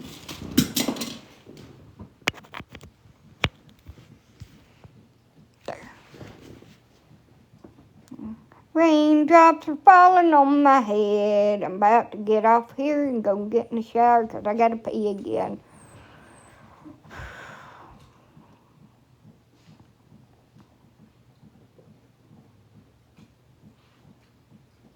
Never go around any animal if you're on your period. I don't say it, and I do get on to them and stop them, but my dogs try to eat the freaking crotch out of my pants when I'm on mine.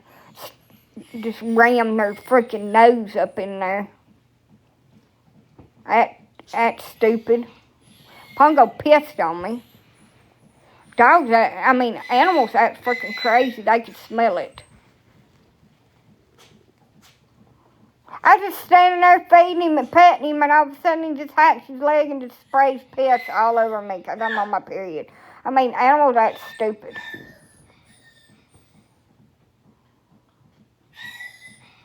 Stop it!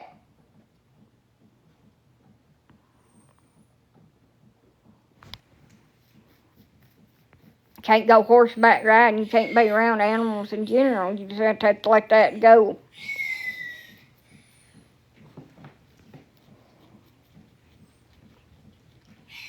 Yep. They are fueled by primal instincts, and we're fueled by indecency to their primal instincts and embarrassment.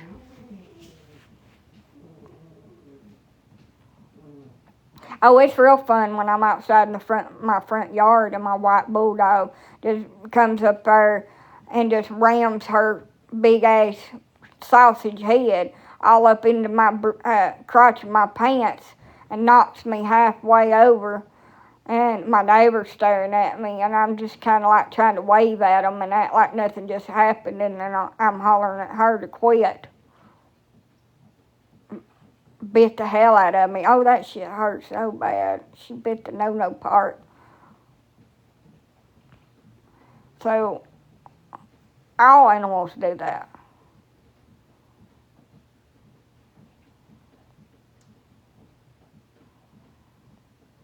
I've had horses. Can't ride them, can't be around them when you're on time of the month. Don't matter if they're gilding, they'll freaking freak out. Especially a mare. Only thing you can do is feed them, stay away from them. Let somebody else, if you got somebody else, let them handle them. Because animals just act weird. Like, I don't know about chickens. Chickens may be the exception to the rule because they got a pea-sized brain. I don't think you'd have any problem with chickens or birds. But I'm just talking like mammals. You can't be around mammal animals.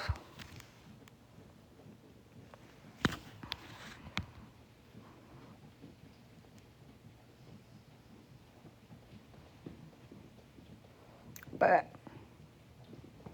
I just keep my distance. The girls are pretty good about not being stupid. The little girl dogs, but the bigger dogs, they act kind of stupid. I like baby ducks. I did too, and then they grew up and they're nasty. I'll never have ducks again. They're nasty creatures. Ugh. They ain't like I thought. I thought they'd like me and think I was their mother and want me to pet them. All they done was run from me, and that's stupid. Anyway, I don't like chickens. I don't like ducks. Goats are 50-50. If I can milk it, and it's a milk goat, and it's trained to milk, I would have one. If it was half milk goat and half fainting goat, where I could watch it faint. But I am going to add that to my wish list. And if anybody would want to get me that for Christmas, I don't like roosters. I don't like chickens. Like, they freak me the hell out. The way they get really, really close to you. And twist their head and side your ass. And they don't have no, this is my personal space about them. And they fly towards you. I don't like them. I ain't never liked chickens. Freaks me out. We've had chickens because we needed eggs and shit, but I ain't never liked them. I ain't never liked them at all. Roosters are assholes. Hello.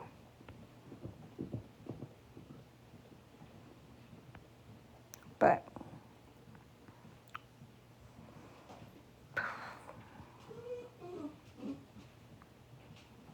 turkeys are bigger assholes.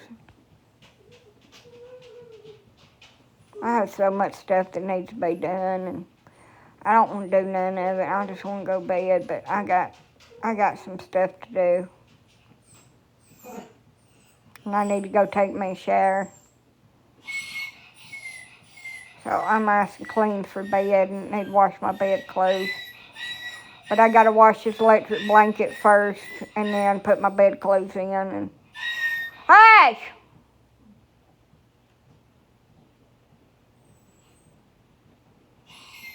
You know why you're in there. You know what you did. Ain't nothing wrong with you.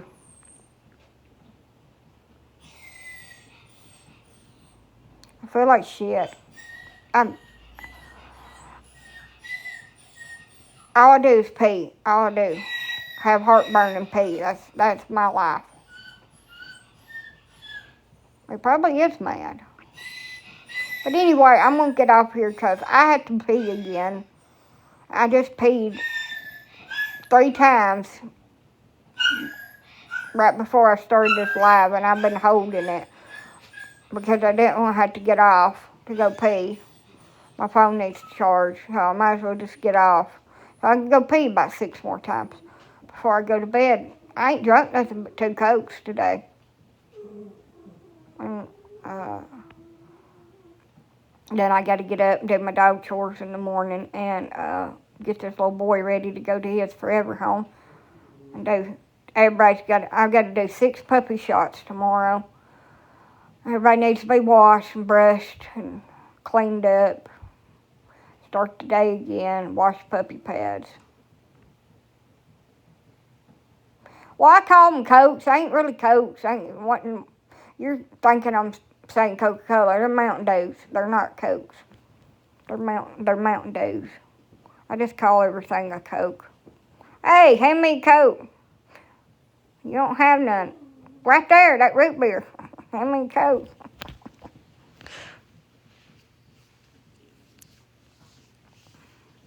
Hey, if you can, when you get your food stamps, Becky, try to get it fixed where you can go to the store as soon as you get them and try to buy all your food at once. And I know that's hard to do when you get a decent amount. But if you'll do that once or twice, whoever's scamming you, they can't get your money.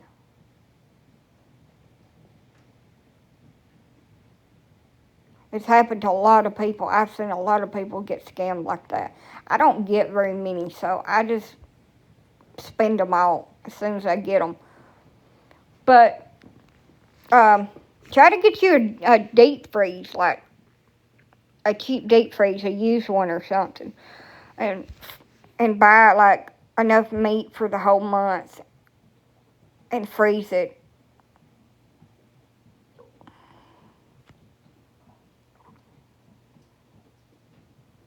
Like, it's happened to a lot of people. It is a going on scam.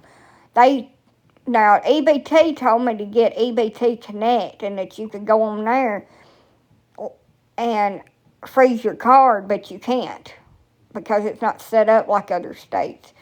The EBT Connect for Alabama, it's not set up where you can turn your card off. What's happening? They are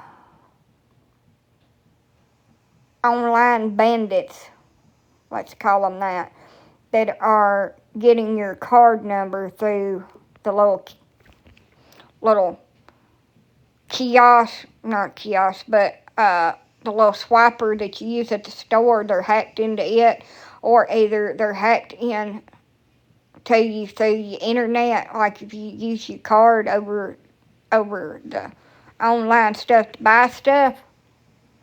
They hack in and get your number, and when you get your stamps and you run your card once, they'll go with a duplicate card or whatever, or go online and make an online pickup order for groceries in another state, and they will debit out all your food stamps and leave you like 4 cents.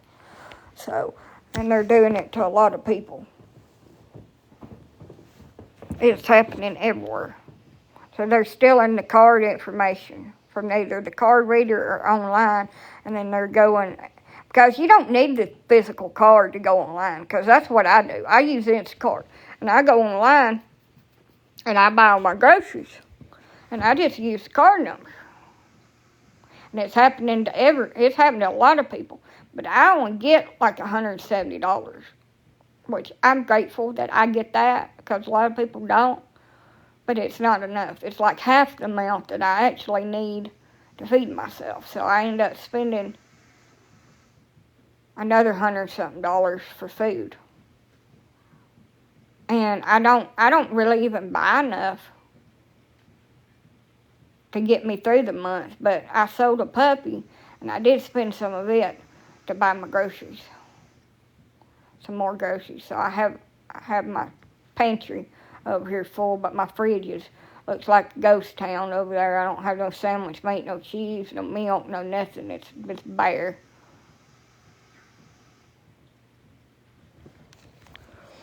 So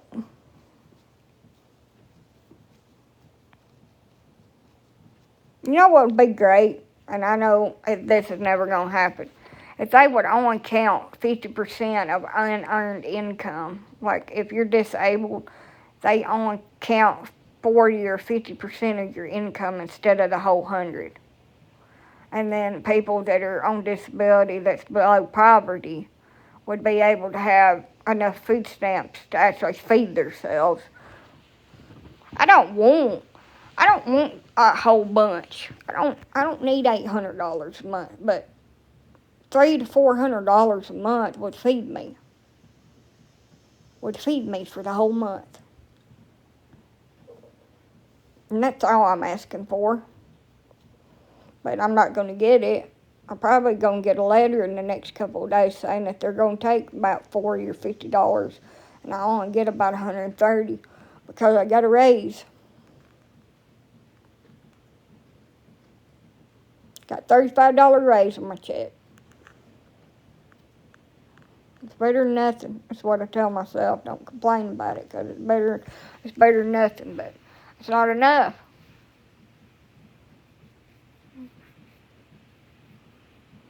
When they're going to take twice as much from my EBT card.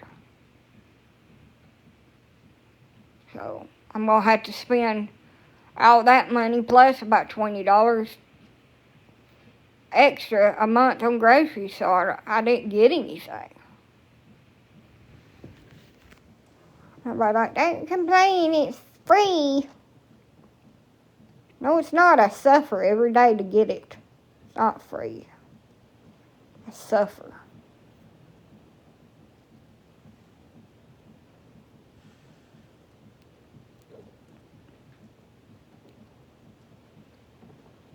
It don't make no sense. They need to, somebody besides somebody with a lot of money needs to go into the government that's really had to struggle and knows what it is to be poor folks like me. They need to go into the government and all these poor folks programs. They need to do a little crunch some numbers, and people that are in a real bad financial way and that are disabled and seniors and stuff like that, they need to not count part of their income where they can buy food, because seniors and disabled people are having to choose between paying their bills and buying something to eat. Or they need to set up a government food program for disabled people that brings care boxes of food and pre-made meals and drops them off every week at their house to help fill the void a little bit.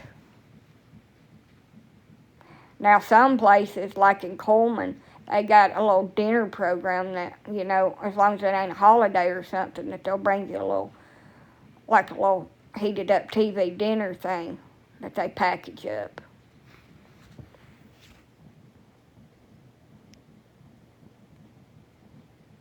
But not disabled people. You have to be like 70 to be able to qualify. And if you're not, you don't get it. Meals on Wheels for seniors. A lot of places got them. But they need something for disabled people, because a lot of people are so badly disabled that they can't hardly leave the house. They have mobility problems or something like that.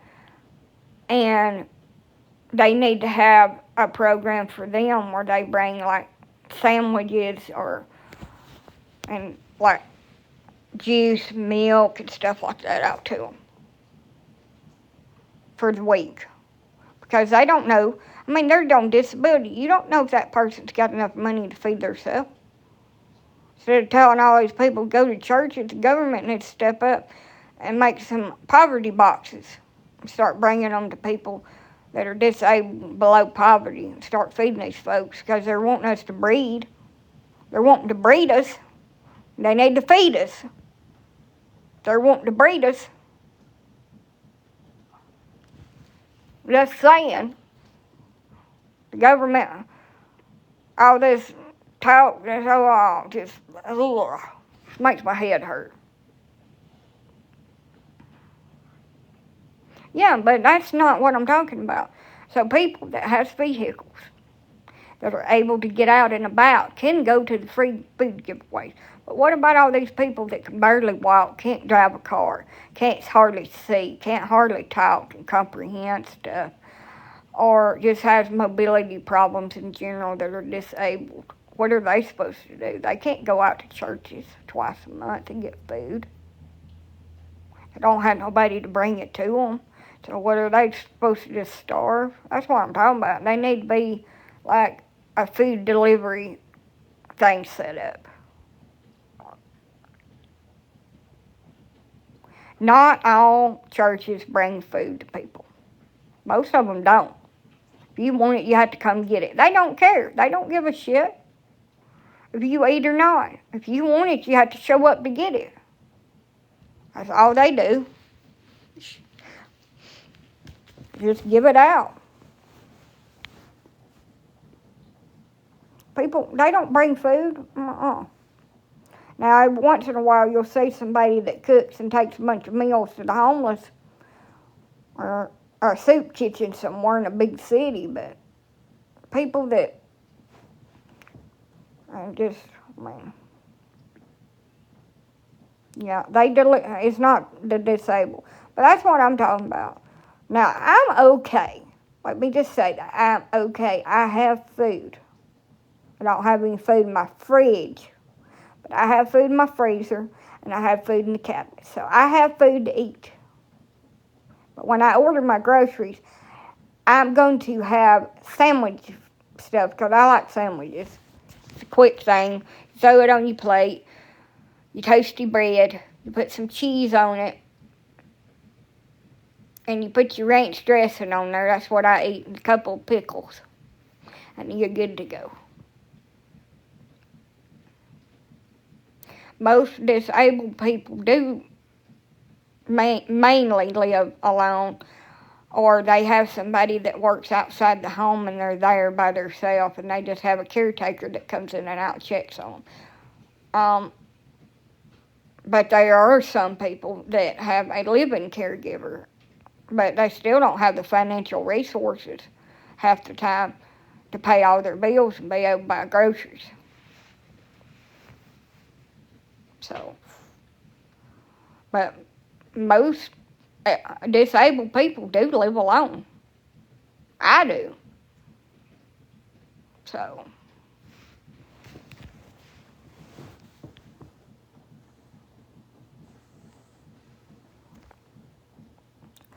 I look at it like this. My lights and my water gets paid first, and then I buy my damn food. Because I'm not going to sit around here and starve to pay some kind of damn bill. I ain't going to do it. As long as my lights are on, my water's on, be damned with the rest of it. I buy my food, and I'm going to buy my dog's food, and then whatever's left can pay the odds and ends. I'm not going to waste a bunch of money on cars and dumb shit that ain't going to put food in my belly. I'm going to have food in my cupboard, and I'm going to have food upstairs. And a lot of people's got rent. Like, they have to choose between rent and food. I know that. I don't have rent, so I don't have that problem. But there are a lot of people that does.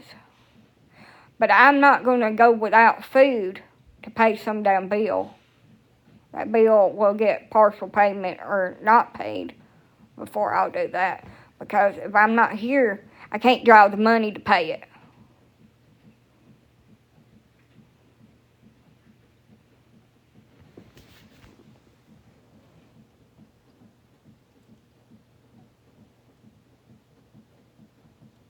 Well, I gotta have animal food. So I try to do that. I try to buy my food and animal food. I don't know how I got behind on my water bill, but I gotta catch that up too this month. I am not. About to start my period any time now. I did buy me some new pants on Shein and a hoodie. A $9 hoodie and some $9 pants. It comes in a 3. And my hoodie says, I'm up, I'm awake, I'm here, what more do you want?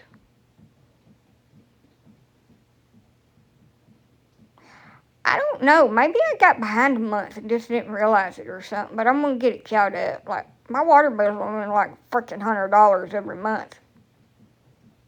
And then I got me some pants, like, my favorite pants that I want are like $60, so I couldn't afford them. So I got $9 pants, and I hope they're similar. They look kind of similar. But my favorite pants, it's got paint stains on them. They got a hole in the crotch. I've worn so much, I've worn a hole in them. They're $60 new. I don't have $60 for pants. I bought cheap pants.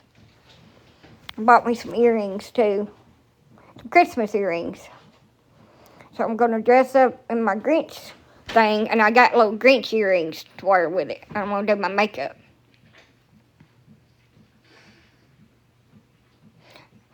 I wear comfortable shit. I wear sleep pants, 24/7 leggings. I ain't wore blue jeans since before I had my kid, my youngest girl. I stopped wearing them. They're just uncomfortable. I don't like them. They're restricting every once in a while. But I'm wanting to get something cheaper for my home repairs. I will squeeze my ass into some tight breeches.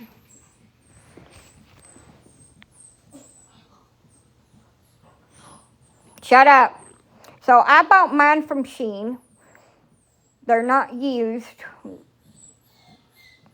I won't get scabies from them. There's nothing wrong. I bought plenty of Goodwill clothes. But ever since I seen that lady that got scabies from going to Goodwill and getting some clothes, I'm like, no.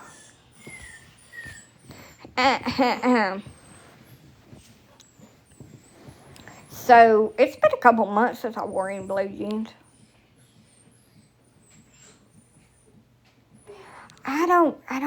Goodwill's awesome. Really it is. But I ain't touching no books. No, she got them from going to Goodwill and trying them on. She just touching them. They had their scabies living on the clothes, like they got on her. And she had to go get treated by her doctor and do medicine and steroid shit. I ain't doing that. Shein, here I come. And you know what? Goodwill's so freaking expensive right now that Shein's cheaper than Goodwill.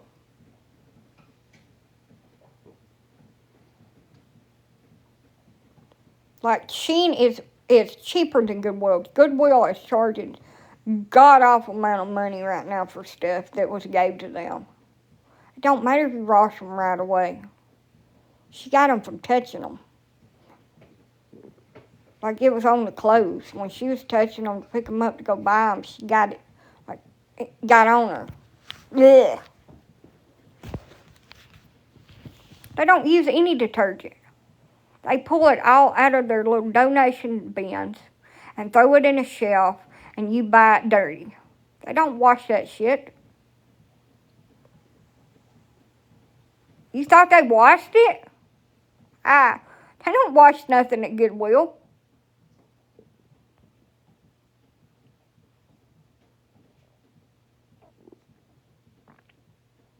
It's still got the stank on it from the last person that had it on their ass. I don't understand people that does one thing from Goodwill and people that go to Goodwill. Maybe you can explain this. Why in the hell would you go into Goodwill and buy used underwear and put said used underwear on your ass? I understand the clothes part. There's some decent clothes that are being donated. They're actually probably in fairly good condition.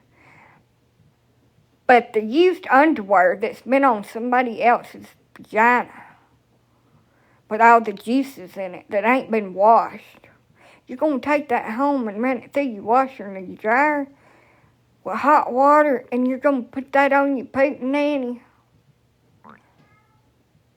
with the hepatitis on it and the crotch crust.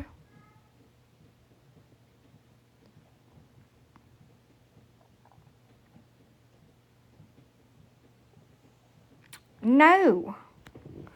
I don't get that. I don't get why they even sell it.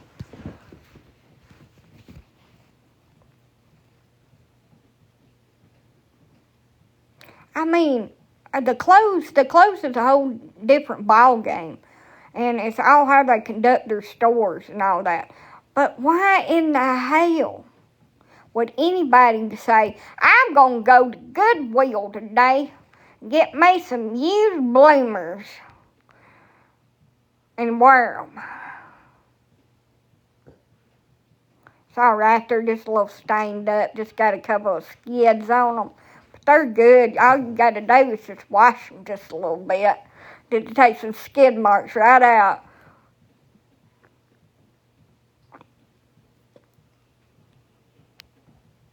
No. I have seen these women dig in these big old bins of used bloomers for frickin' 20 minutes.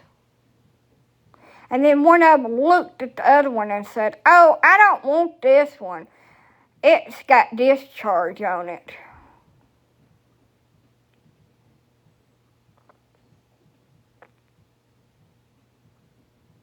Just throws it back in the bin for the next person. I'm like, oh.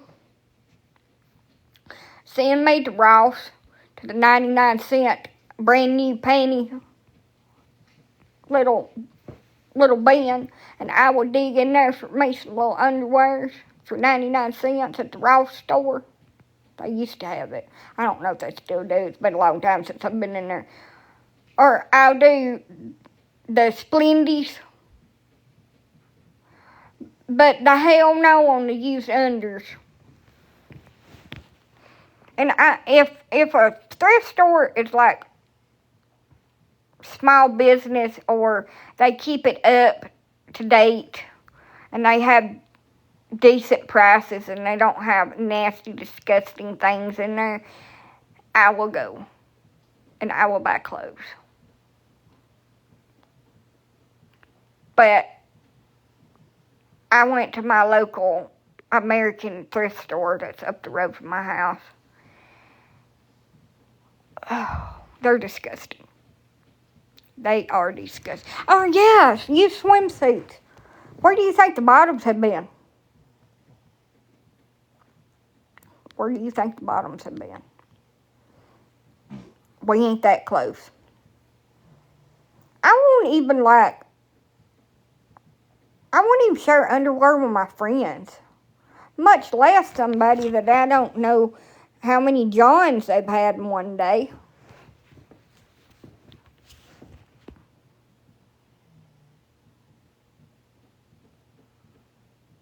Oh, that makes me feel so much better about going to Goodwill to get clothes.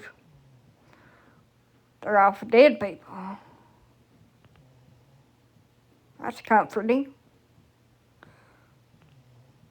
Now, every time that I go to a Goodwill and get clothes and try them on, I'm going to imagine the zombie that used to wear them. Thank you. It probably is, because you got to think about it. When somebody passes and their family don't want to deal with all their shit, they just, hey, we'll just donate it. Just donate it all. That dress that Mama wore back in the 40s, Cousin Sally's funeral, we'll just donate it. Now, I'll never be able to go back to the Goodwill. I'm just done.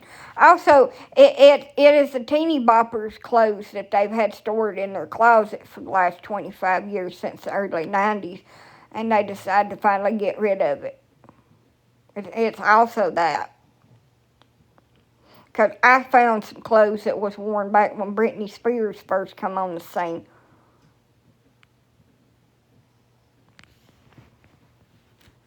I have all my clothes from when I was 16 because they still fit.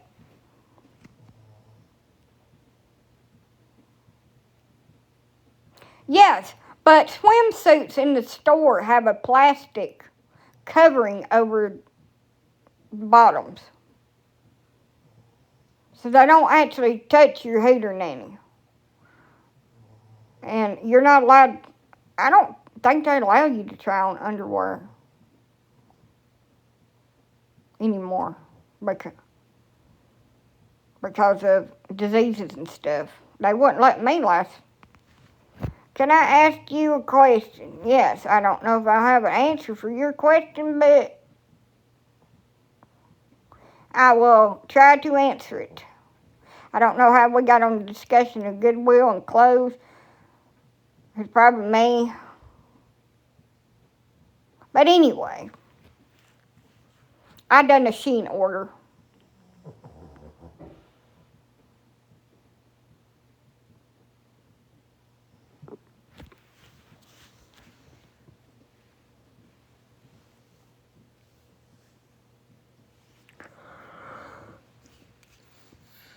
Whew.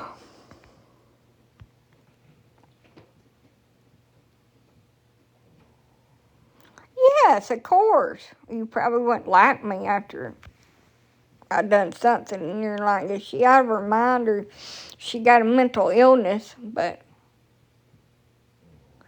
I'm pretty cool. I just lose my train of thought really easily.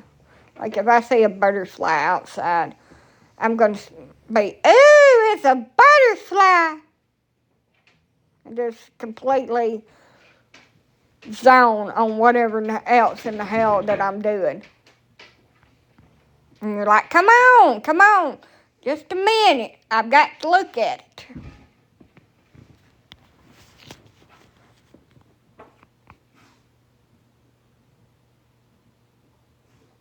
Yeah, but Temu has sucky, like, quality. Do Shein. Shein's got really good, like, clothes quality, and they're really cheap, and you'll get them in a few days. And they got a lot of good stuff. Now, I added a pregnancy pillow to my wish list, and I'm not pregnant, but I want that thing so my hips stop hurting, and I'm more comfortable when I sleep. So, if somebody wanted to buy that for me, you know, I'd appreciate it.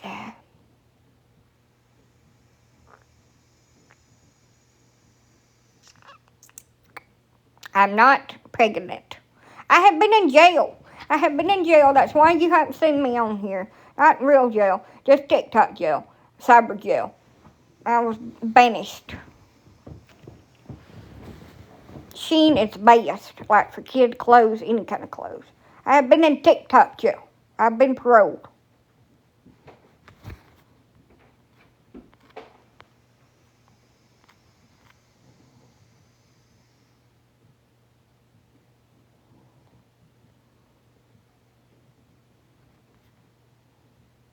Yes, that's what I need. I need it for my hips. So I need a Prego pillow. I used to have one, but it got all mushy and I had to throw it away because it was so used and old it just kind of degraded. So I need another one.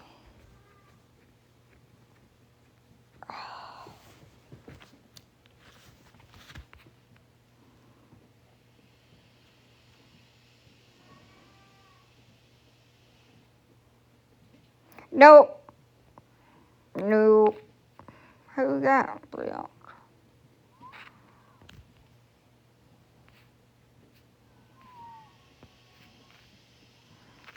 Fine and dandy.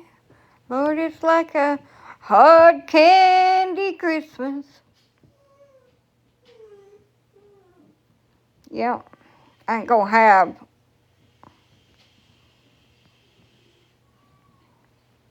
I got dogs. Hey, dog.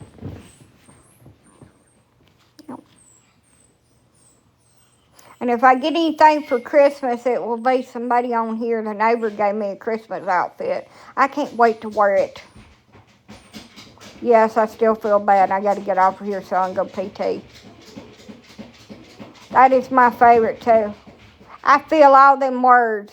I'll be fine and dandy. Lord, it's like a hard candy Christmas. Barely getting through tomorrow. No, I ain't no Dolly Parton now.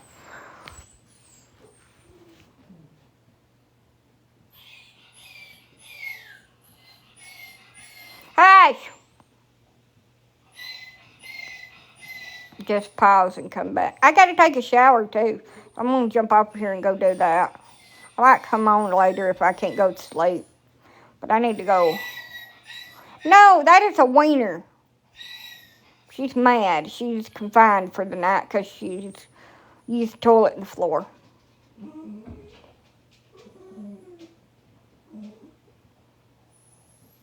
No, it's not the song that doesn't end. I have Hard Candy Christmas stuck in my head. Hold on a minute. Oh, it's not the song that doesn't end. I have Hard Candy Christmas stuck in my head. Hold on a minute. Oh, it's not the song that doesn't end. I have Hard Candy Christmas stuck in my head. Hold on a minute.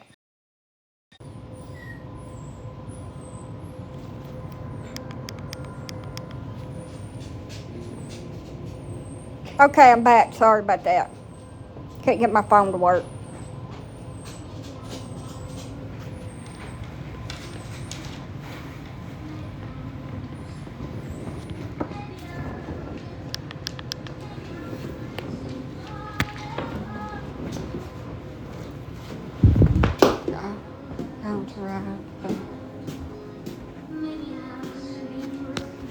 Hello. Maybe I'll lose some weight. Maybe I'll clear my junk. Maybe I'll just get drunk on apple wine. Me, I'll be just Fine and dandy. Lord, it's like a hard candy Christmas. I'm barely getting through tomorrow. It's 12:30 here. Hello, bring me way down. I'll be fine and dandy. Lord, it's like a hard candy Christmas. I'm barely getting through tomorrow, but still I won't let sorrow bring me way down. No, I ain't bought no clothes from TikTok. Hey, maybe I'll learn to sew. Maybe I'll just try to low. Maybe I'll hit the cars. Maybe I'll get the stars on film. Me, I'll be go on. Maybe I'll sit down. Maybe I'll stay down. Maybe I'll have some fun. Maybe I'll meet someone and make it mine. Me, I'll be just fine and dandy. Lord, it's like a hard candy Christmas. I'm barely Getting through tomorrow, but still I won't let sorrow bring me way down. I'll be fine and dandy. Lord, it's like a hard candy Christmas. So y'all look what I found. What my kid wore this.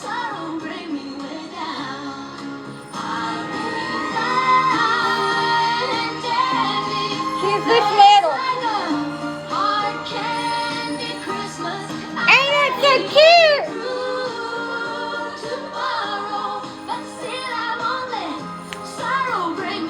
Look how little it is. I had to keep that. And this is her little dress that she wore. Look at little. Of course, I'm going to put it on one of my dogs. I have to do it.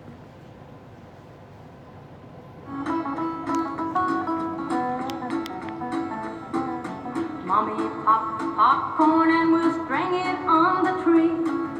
Apples, nuts, and candy. Oh, what a Christmas. I don't think I've heard this one. They play the organ and we'll all sing solid night. We'll have a good old country Christmas. All right. A good old country Christmas. That's what it's gonna be. With all the family gathered around our pretty Christmas tree. We'll open up our presents Christmas Eve about midnight. We'll have a good old country Christmas. All right. This ain't Dolly. This is Loretta, I think.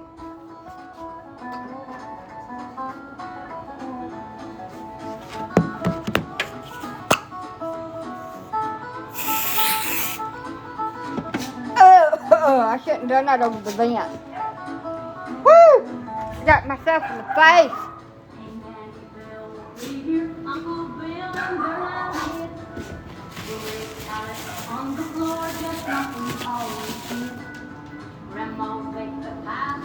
Yeah.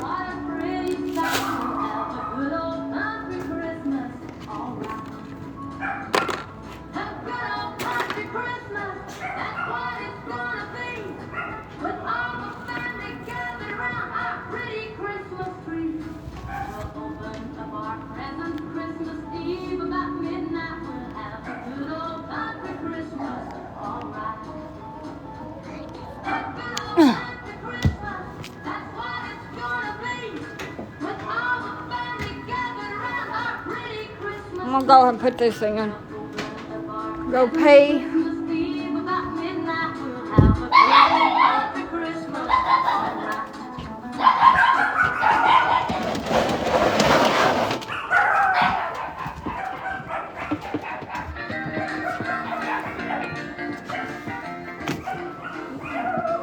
Thank you. Oh man.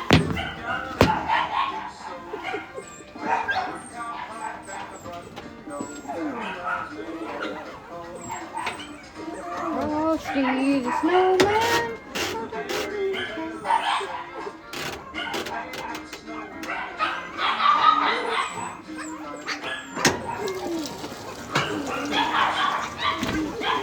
Hello? Oh, crap. The cord's wrong.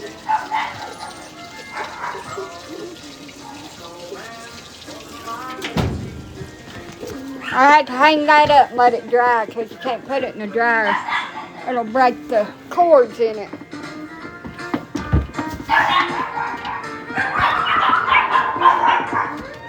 I'll deal with you when I get off of this live.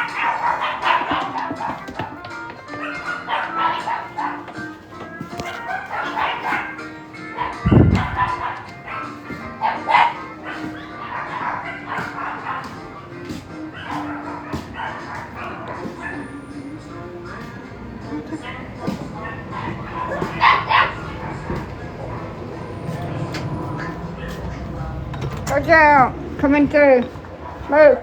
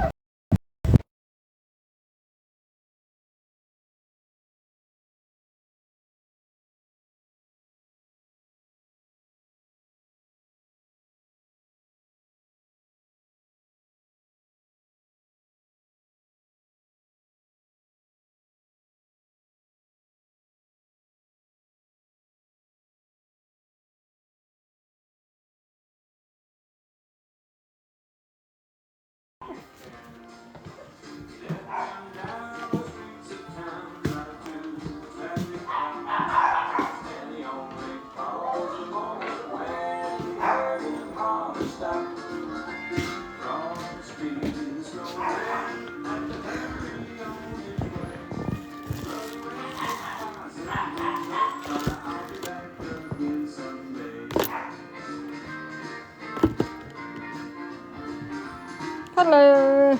I'm back.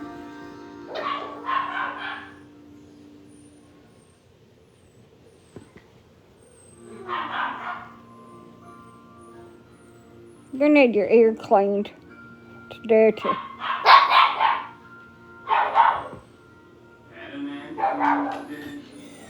Did you see my comment? Just hey, Joanna, and I said hey back. That's all I seen.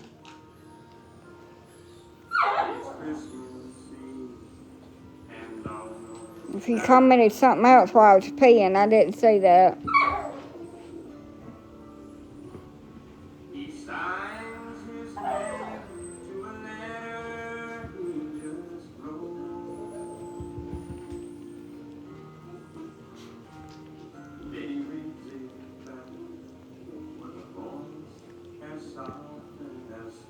Don't.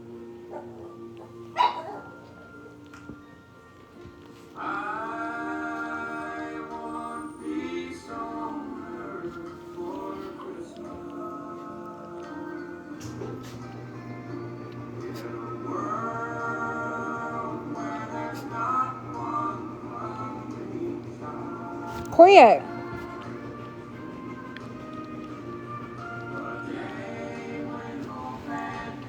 Yeah. My dogs or something else. So I'm gonna let that wash, and I'm gonna figure out where in the hell I'm gonna hang it at so it can dry. Big ass damn electric blanket. But I'll have to find somewhere where it won't touch the ground, get dirty, or the dogs get on it. I just washed the damn thing too. Dogs spilled Coke on it, so I washed it again. I sent you a package Friday. Friday. What was it? You sent it to me Friday, or did it come Friday? Because I ain't got nothing but the shit that I ordered. I can tell you right now that I've been told that mac and cheese. Oh! No! A big ass damn pack of ramen noodles. Cup of noodles. Well, I have 3 left. Out of the whole pack, I have 3 of them left. So, if that tells you anything. Dummy. What? Wait a minute. Did I get something while I was on suspension? Trying to think. I got the freaking memory of a goldfish. Like, yeah, that big ass freaking box that was really light that they handed me, and I couldn't figure out what the hell it was, and then I opened it, and I was like, it's Raymond's. It's cup of noodles. It's cheesy cup of noodles. Like, it was a whole case of cheesy, like, cup of noodles, and I have 3 left. So, I've been making me, I got these little, they're supposed to be like chicken nuggets, but they look like little Chinese. That Chinese chicken that you get with a sweet and sour sauce. That's what they look like. I've been putting them in the air fryer. And then I've been making me a cup of noodles and eating it with it. And dipping them in the cheese sauce. So she's bought something off of Amazon. Off of my wish list and sent it. Now, if you want to send something personal, or money. I like money and Christmas cards too. If you want to do that, I can give you my address. But I don't have no way to go to no post office box, and I don't have the documents to rent one.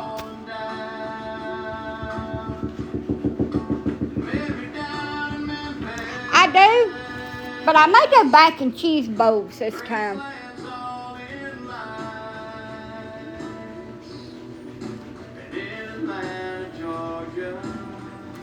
It's in my bio. There's some crazy shit on there that I figured nobody would buy, but I just added it for shits and giggles. I need to add some more stuff to it.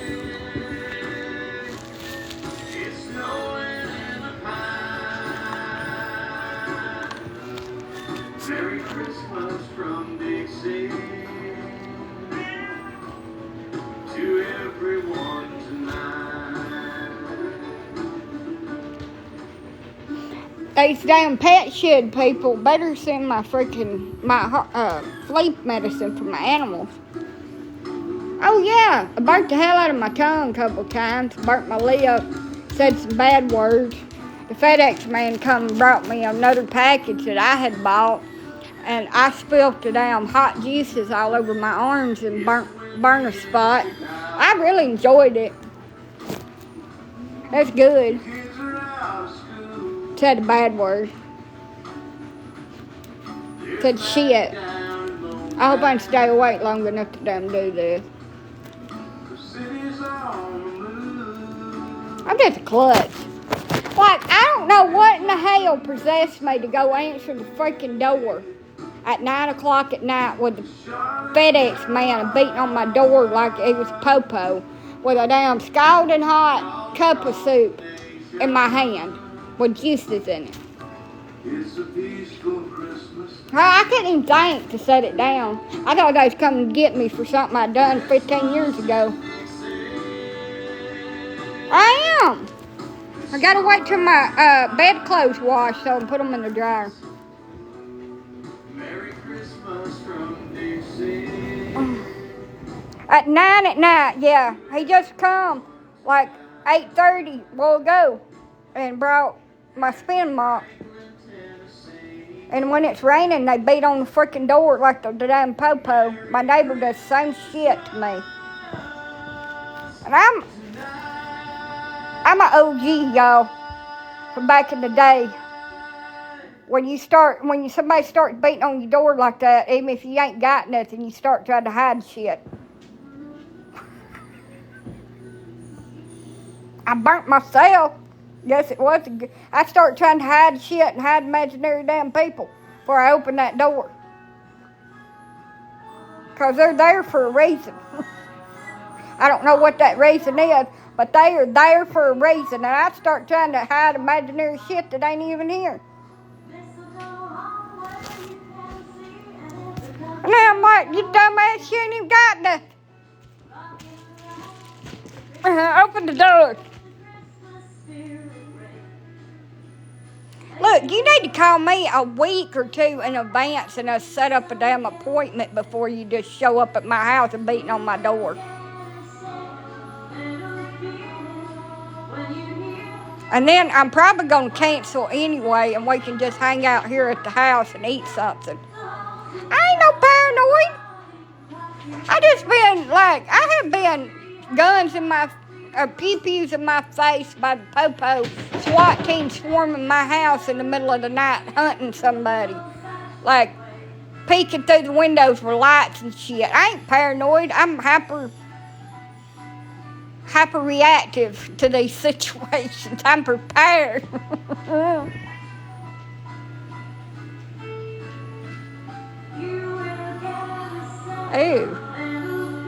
I don't know what fucking zesty is, but if it's crusty and dusty and musty, then that may be me laying here.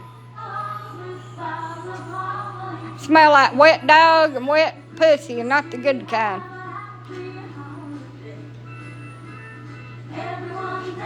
Be glad y'all can't smell me.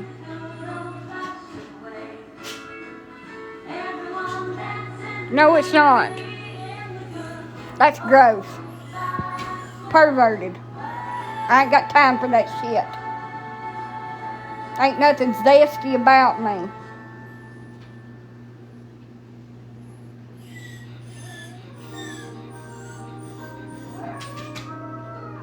Well, I don't know all these new slangs and terms. People send me abbreviated text, and I sit there for 45 minutes trying to figure out what in the hell something means. For the life of me, for a damn month, I thought that GM meant General Motors. I had to Google this shit so I don't look stupid. What does this mean? I'm over here Googling it, and there's, hey, what's going on? Did you not get my question? 1 minute. Go over to Google. What does this mean? And then go back over and answer it. What the hell does that mean?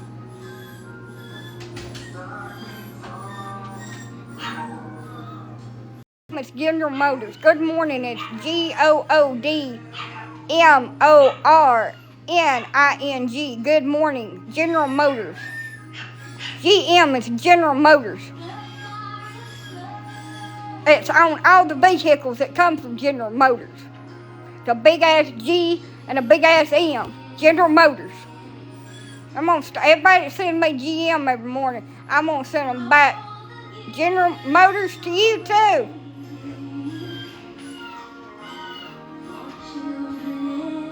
But I swear, that's what I thought that shit meant.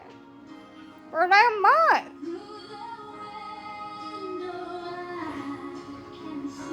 And I'm over here Googling every freaking abbreviation. I don't even know what the hell zesty means. Now, when I get off this damn live, I'm going to be over here Googling this shit to find out what the hell zesty means. And why am I zesty? Yes. What the hell? What is zesty? I thought it was something that you get when you get a little pasta packet that says it's zesty pasta noodle. I didn't know it involved people. Or that's zesty spicy or some shit like that. Now I'm going to be having to Google that. You see what you're doing to me? Making me have to Google shit at midnight trying to figure out what zesty means. I ain't clean or fresh. Damn zesty. That's the best one I've heard all year. What are the young whippersnappers going to come up with next? I'm going to be polar fresh next.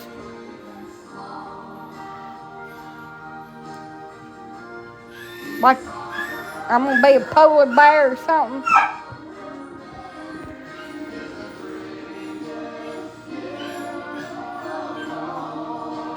It was on my FYP. I don't know.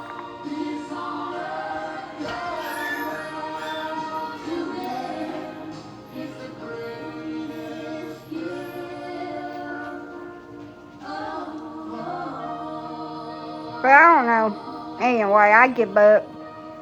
Y'all are not smart enough to be able to use a landline or a rotary phone.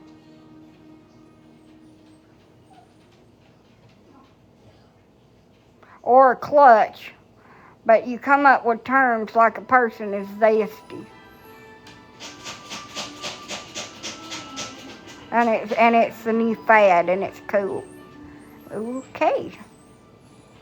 Got it. Also, I would like to lock a bunch of people from this generation and the last in a room with a rotary phone. And until they figured out how to make a phone call, they couldn't get out. Thank you. That's what I would like to do. Put a camera in there.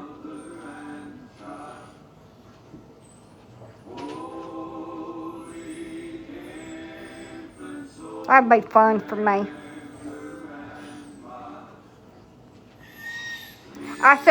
I asked somebody that was in their teenage years, I said, do you know how to use a rotary phone? And they looked at me dead square in the damn eyes and said, what is that?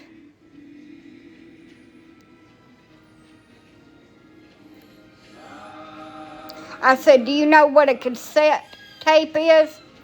I said, no.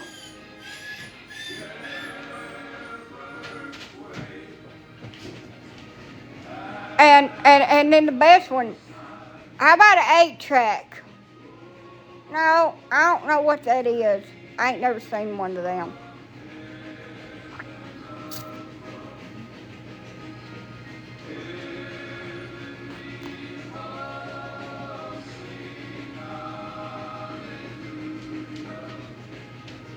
Yeah. They don't know what LimeWire is.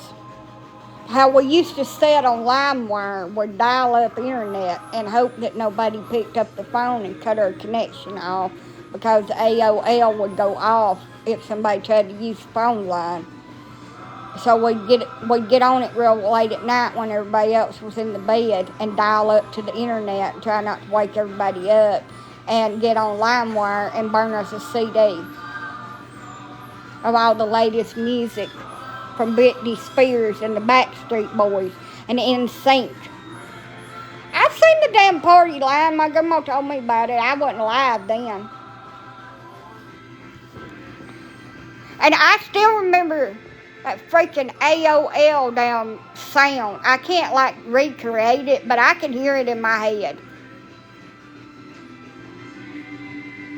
And it would take hours and hours and hours to freaking burn and download the damn music off that damn LimeWire.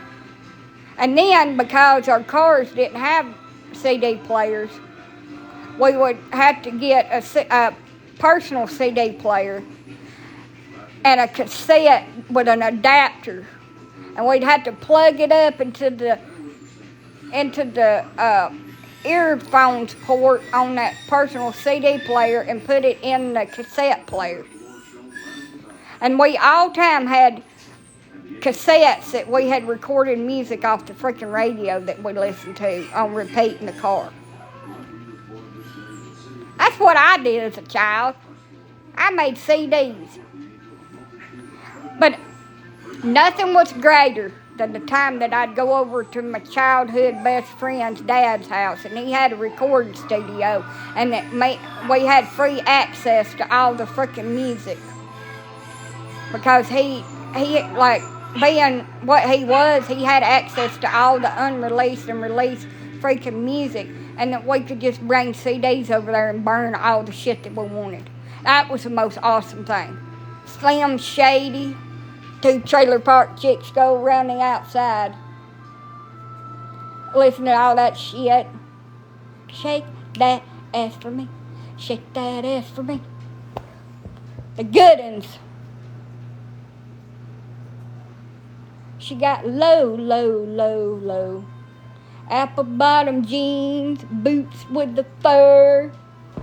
That's the shit we used to listen to when I was a teenager.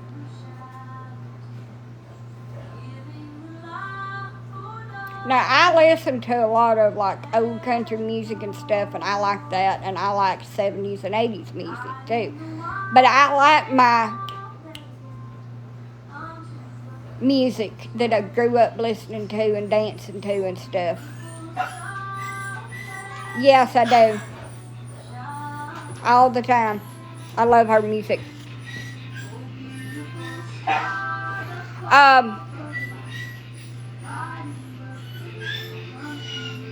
What's another one that we used to listen to? So me and my friends sung over and over and over again this song. It's called I Wanna Fall in Love. Hold on a minute, let me play it. Over and over again this song. It's called I Wanna Fall in Love. Hold on a minute, let me play it.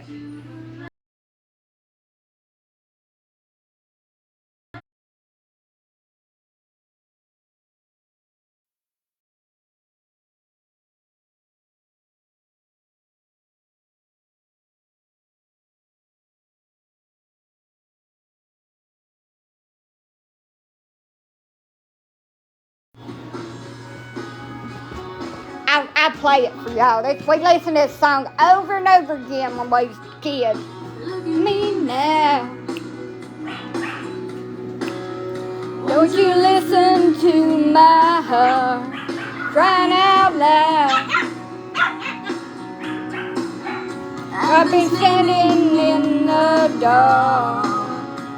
I want some love to show me the way. I'm lost on a lonely road. There must be a light at the end of the tunnel before I go out of control. I wanna fall in love. I wanna feel that rush.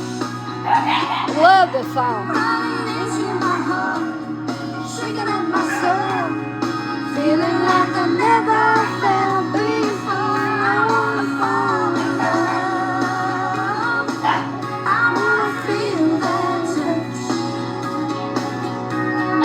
I'm only dreamed about it, been living without it, and not have good enough. I wanna fall in love.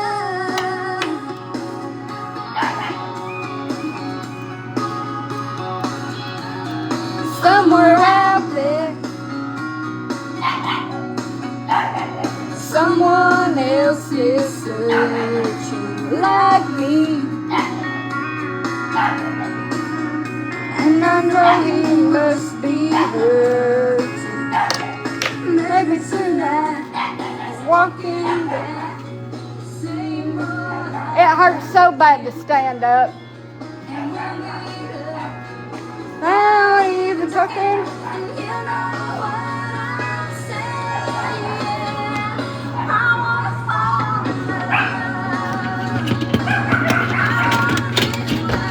Go.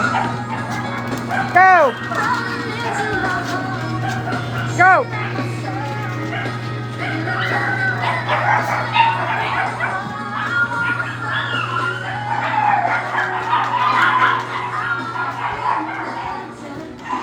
Come here. Come here.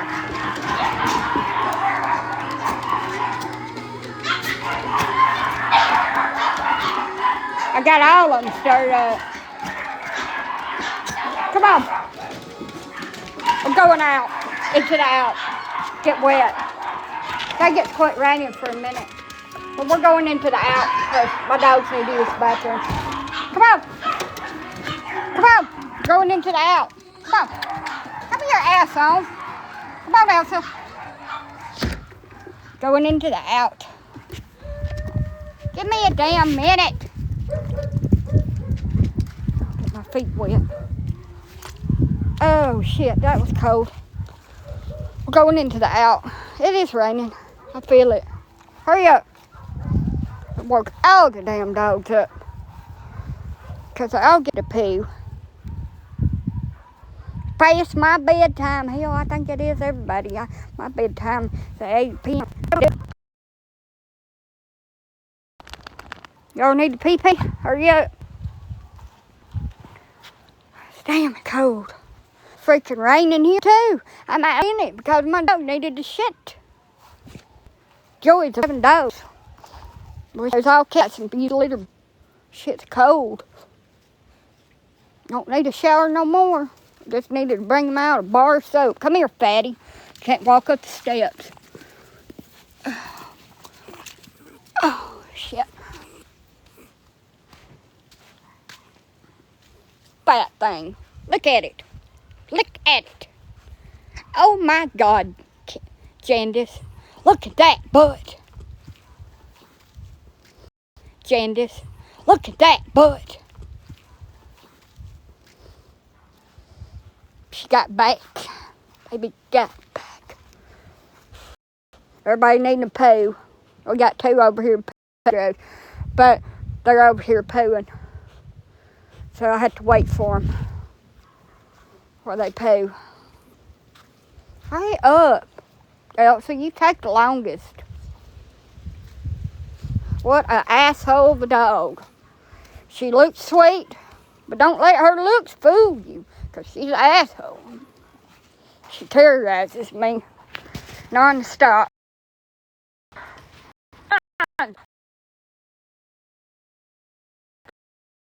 Oh, woman, where are you? There you are.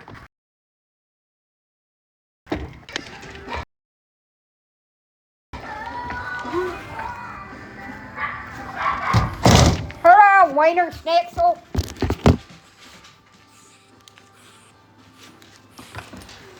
Be gone.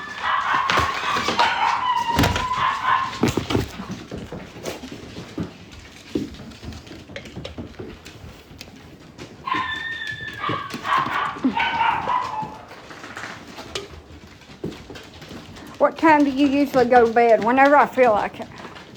I ain't trying to be smart ass, but just whenever I feel like it, when I decide that it's time. I know I have to get up pretty early and let the dogs out, but I don't care. I ain't no smart ass whenever I feel like it. That's when I'm gonna go to bed. I don't have no set bedtime. I'm just being honest. Hell, what the hell am I getting up for? Just let dogs out the pen? I do that, have to sleep, and then go back to bed. I usually do.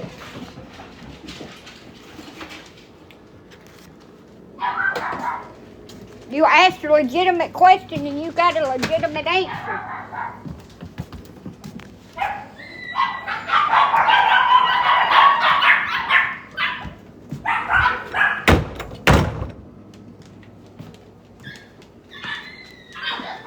Go in there and check on everybody before I go to bed. I need some damn puppy pads. Some reusable ones. Or my dogs do for Christmas. If you're going to get the dogs something for Christmas, they need reusable puppy pads. I need disposable mail wraps and disposable diapers for the girls in a small.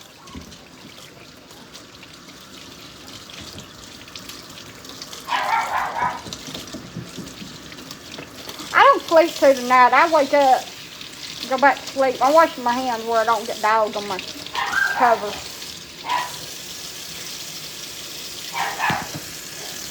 Because I handled dogs and took them out. Everybody getting baths tomorrow.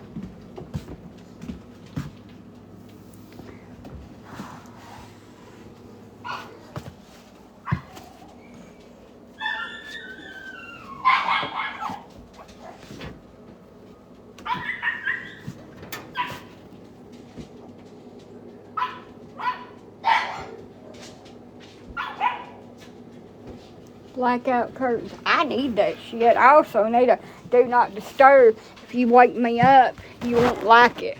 Sticker to put on my front door down. My ass is fucking asleep. Don't come a knocking unless you're gonna die. No, you can't. I can't spread it out the way I want, but I hope it dries.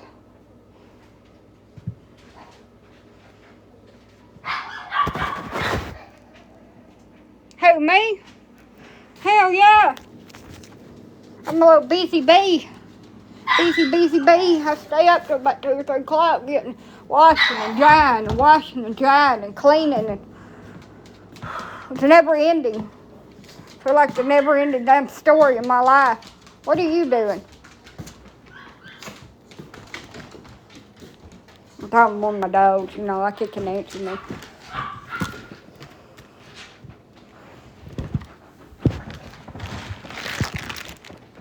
Never-ending story. Yeah, I need one that says, don't come a knocking unless you want me to come a popping. That's what I need. Well, y'all know what I mean by that.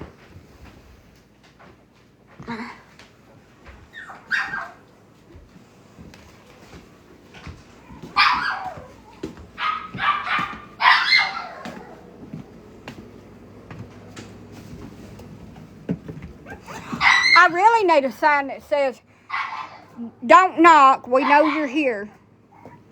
If you knock, the dogs bark, I yell, and it's a whole situation.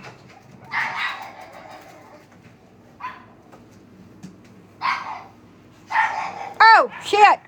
I got hung up, y'all. I hurt my leg. I got hung up. And my cover. Trying to get it in the washer. Trying to climb over a baby gate. I got up a baby gate and I don't have babies. I have dogs. And they ain't getting in my laundry room and shitting in my floor. The little poopies. Some of them do. Like, I have real bad trouble with Wiener Dog and Elvira about the pottying in the house. The rest of them don't. It's just them two. And you gotta realize, Wiener Dog is freaking 15 years old, almost 16. She probably can't hold it. 15 years old, almost 16. She probably can't hold it. So when she got a gun, I get tired of cleaning it up. And frustrated voice comes out, but she's an old ass woman. Boy, overlook it. Quit! Quit!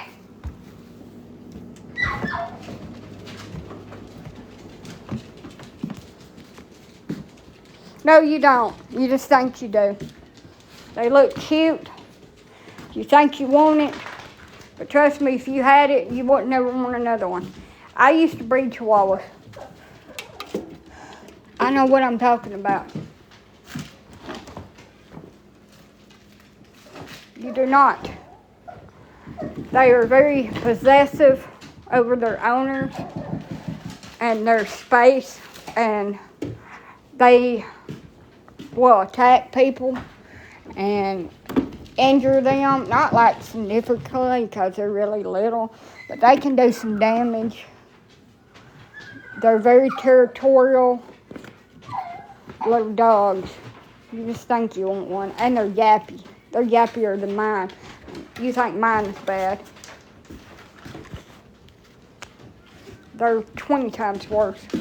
Yes, they're aggressive. They're a toy breed that is very, very aggressive. Chihuahuas are the #1 toy breed for the most bites. I grew up with a girl, and she had scars on her face from a Chihuahua. And my Chihuahuas wasn't mean, but one of them was part wiener dog. And that's why it wasn't. And Elvis was just exceptional. So, I mean, he was a good boy. He wasn't like that. They're really fearful. Like, they're scared. And fear and uncertainty equals an aggressive reaction. I mean, they have anxiety really bad. They're anxious little creatures. And then people make it worse with baby on them because they're little. And I'm not saying beat up on your dog, but treat it like a regular sized dog. It's not a fashion accessory that Paris Hilton made it to be. You know? It's a dog. Just like our Great Dane. It is a dog and it needs to be trained and socialized just like any other dog. Or you're going to have problems. Anna does. My wiener dog does. Especially when I fall and cuss and scream real loud. And, I got a couple more, and everybody freaks out when thunderstorms come. And my dogs have really bad separation anxiety. Really, really bad. I had to give them a pill when I go. When I went to the doctor, I had to give all my bigs a pill. The littles, you know. And then when I got back, it was the next day that Jack started stumbling around and went into a seizure and he passed away. I don't know what happened. Vet said possible brain tumor. I thought it possibly that's what it was. It was a brain tumor in him and Sissy both, but I don't know how I could have two dogs like that with brain tumors back to back. They wasn't the same breed. They wasn't from the same person. They was around the same age though. Sissy and Jack was almost the same age. So, it could be possible when you have several dogs to have that, but I don't see how that is possible. But it was hard.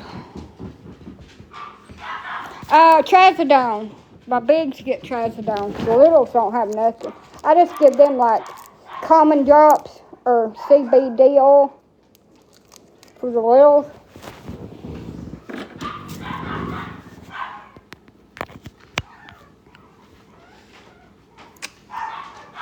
Common butter. Go on Amazon, or I think it's on Amazon. Go to Google and type in common butter. It's peanut butter. Comes in a pack for dogs, and it'll have like a picture of a chihuahua in it. Your dog will look like it's stoned. Quit!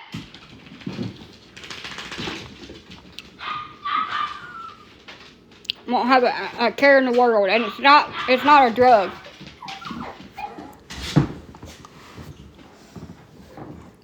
And you can get like Elsa, it's 1 o'clock in the morning. Why are you playing? What are you doing? I need to give them some babies. I need to get my dogs some little babies, some little stuffed animals, some lamb chops and stuff where they can play.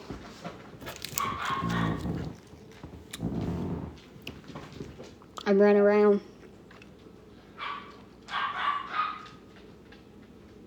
So, when they're not in here eating and chilling out with me, they stay in the kennel in my master bedroom. Because I can't go to sleep and leave my demon dogs out. They will tear up every damn thing, knock my TV off. Shit will be strewed everywhere when I woke up. It looked like a damn house party, frat party went on in here. A bomb exploded. And if the black and tan one's out, the Maltese, she will shit everywhere. All in front of the fridge, all in the hall. So I don't leave them out when I'm asleep.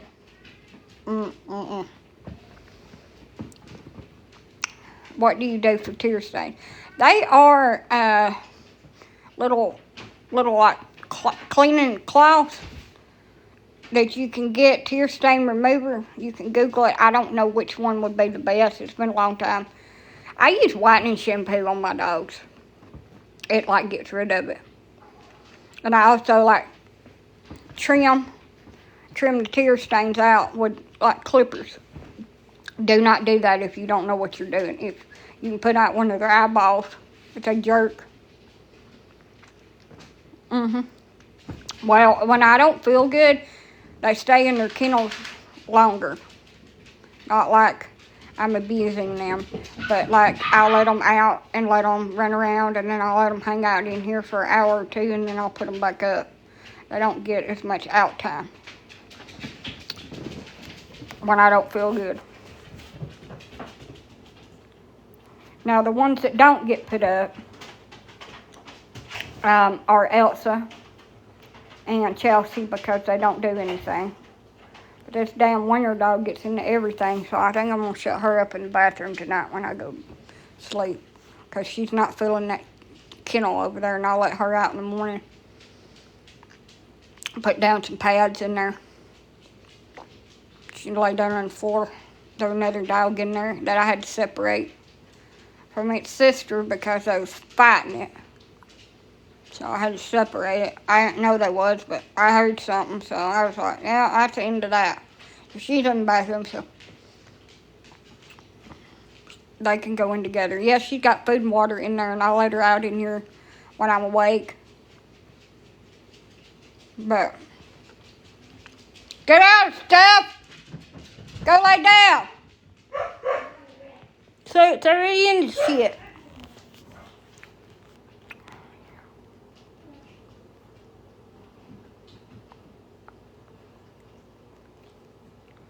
All I want for Christmas is my 2 front teeth. My 2 front teeth. All I want for Christmas is my 2 front teeth, and you're a bitch for asking me about my damn dentures. An asshole. And rude and disrespectful. It's none of your business if I got dentures. None of your business why I don't have teeth. It's none of your business what I do. If I want to get on here and pick a booger, it's none of your damn business. And I don't appreciate being dogged out on here like that. Like, it's always the same shit. Different day.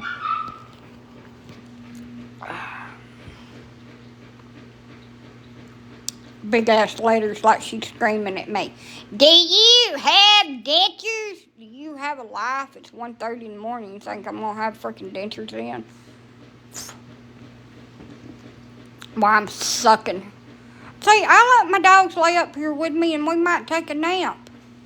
They do pretty good, but I will not leave them out all freaking night. Because I will get freaking toilet paper and everything else they can possibly get their mouth on. I'll have little shreds of paper everywhere when I wake up. I didn't approve it. And she got blocked. Fake ass account.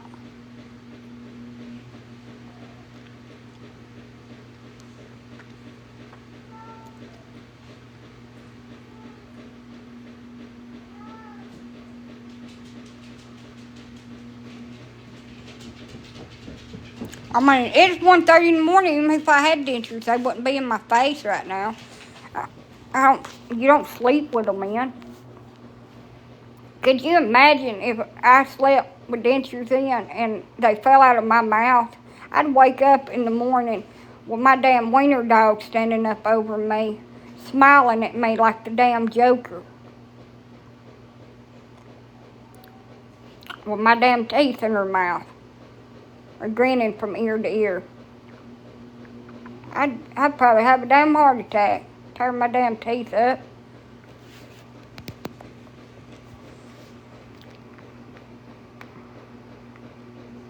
My dogs steal my damn teeth.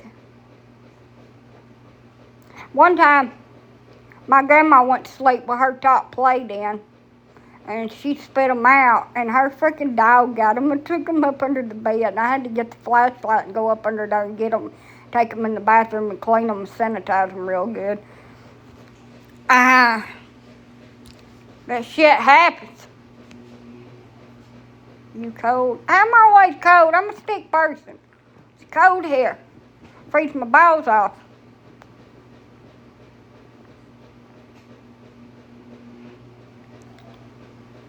She lost her dentures for 2 damn weeks one time. Finally found them curled up in a napkin over beside her bed when I cleaned it up. She was all the time doing some kind of shit. She was bitching at me about something. Her damn teeth shot up out of her mouth and skipped down the driveway like you skipping stones. And we had to go down there and get them. She didn't have them glued in, and they just went. No, I don't. I got dogs to keep me warm. I'd rather have fleas.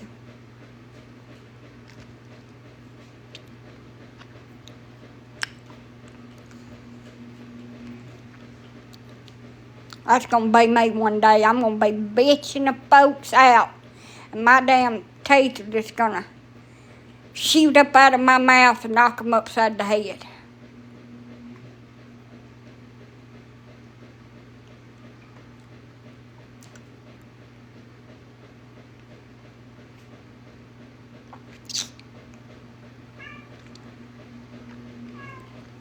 I used to brush my mom's denture.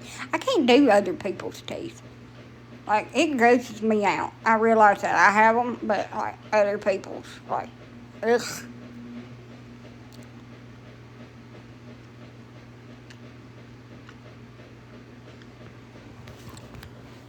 Well, I love people that bitch at me for my dentures.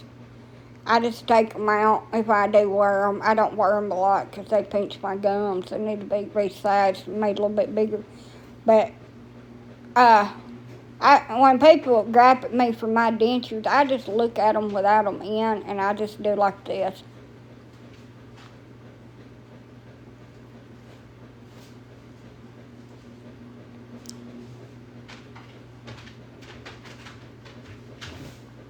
Where I can get a good view of my gums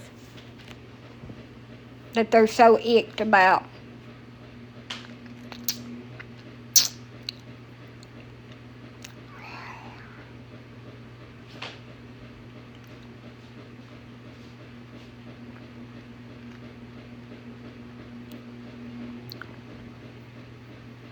You got any aliases? They call me Gummy.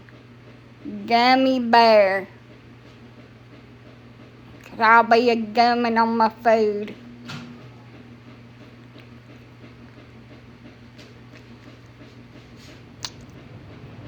I did my grandma's toenails and feet, but I had to wear gloves and a long sleeve shirt where it couldn't touch me. And I gagged the entire time. But I still done it. They called me Corn Cob. Oh, Lord, I wouldn't want that nickname. That's what we used to wipe our ashes with in the outhouse, the corn cobs. They call you Corn Cob because shit don't stick to you. I don't mean to make fun of your nickname, but The South, that's probably not a good one. I'm just saying. Maybe you want to pick a different one. Let's start this over.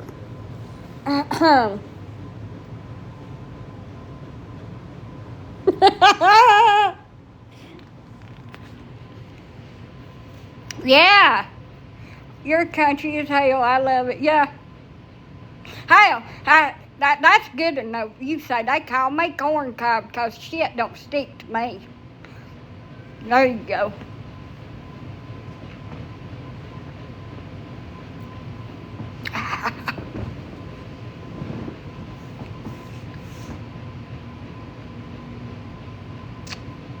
I remember that damn comedian.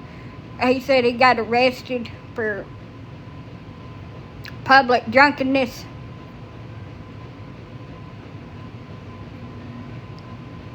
And they asked him if he had any aliases. He said he was being a smart ass, and he said, they call me Tater Salad. I won't never forget that shit. He says every time he gets pulled over for something, I don't know how many times he's been pulled over, I wouldn't brag about that. He says, Alabama.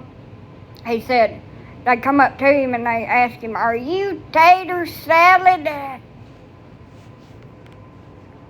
He was on that comedy tour with old Larry the Cable Guy. We had the DVD.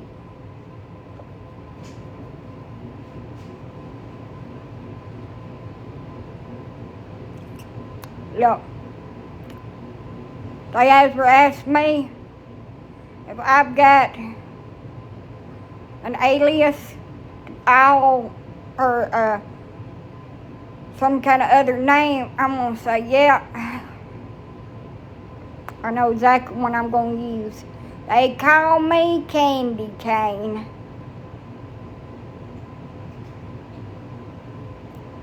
I don't remember what his name was. I can't recollect. It's been a couple of years since I watched that stuff. Why Candy Cane? Well, I met this truck driver online. Decided that it'd be a good idea to leave and go to Tennessee with him in his truck that I didn't know him. And his nickname was Rusty Nail. No, it wasn't Jeffrey Foxworth, but he was on there. And my nickname was Candy Cane.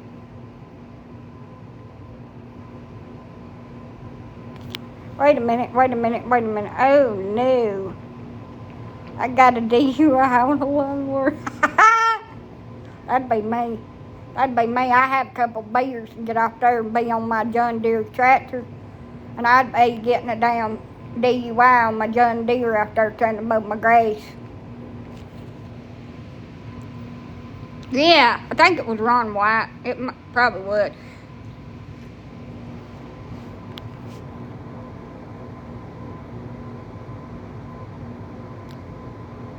But anyway, if you've never seen Joyride, go watch it. Turns out he was a murderer. The guy that I went off with, he was a murderer. He unalived his teenage daughter. I guess you shouldn't meet folks on the internet and leave it in a truck with them to another state that you don't know.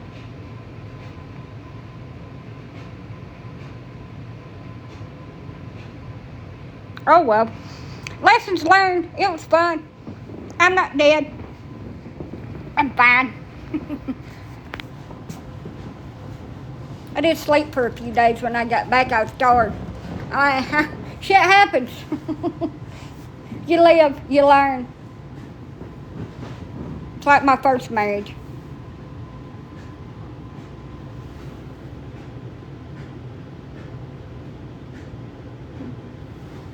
I gotta go use the bathroom. But I'm gonna get off here. I enjoy talking to all y'all and cutting up. I really gotta go to the bathroom. It could be A very bad situation. And, yeah, you live, you learn. You fall down, you get back up. You put too many clothes in your damn washer, and now it's making a funky racket. Probably need to go in there and fix that too. Good night. Salutations. Little bunny foo-foo hopping through the forest, picking up field mice and bopping them on the head.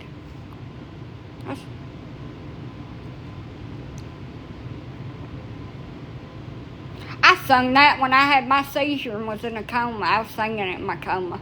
Little bunny foo-foo hopping through the forest, picking up field mice and bopping them on the head.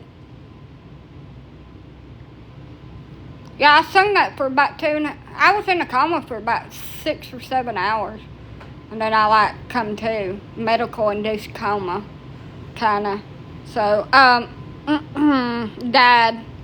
While I was unconscious to the world, I was singing a little Bunny Foo-Foo song that my Aunt Laura taught me.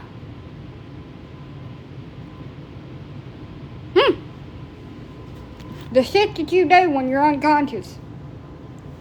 Also, I cry when I have surgery and ask for my mommy. So, I feel really sorry for my nurses. That must have been really freaking annoying for them.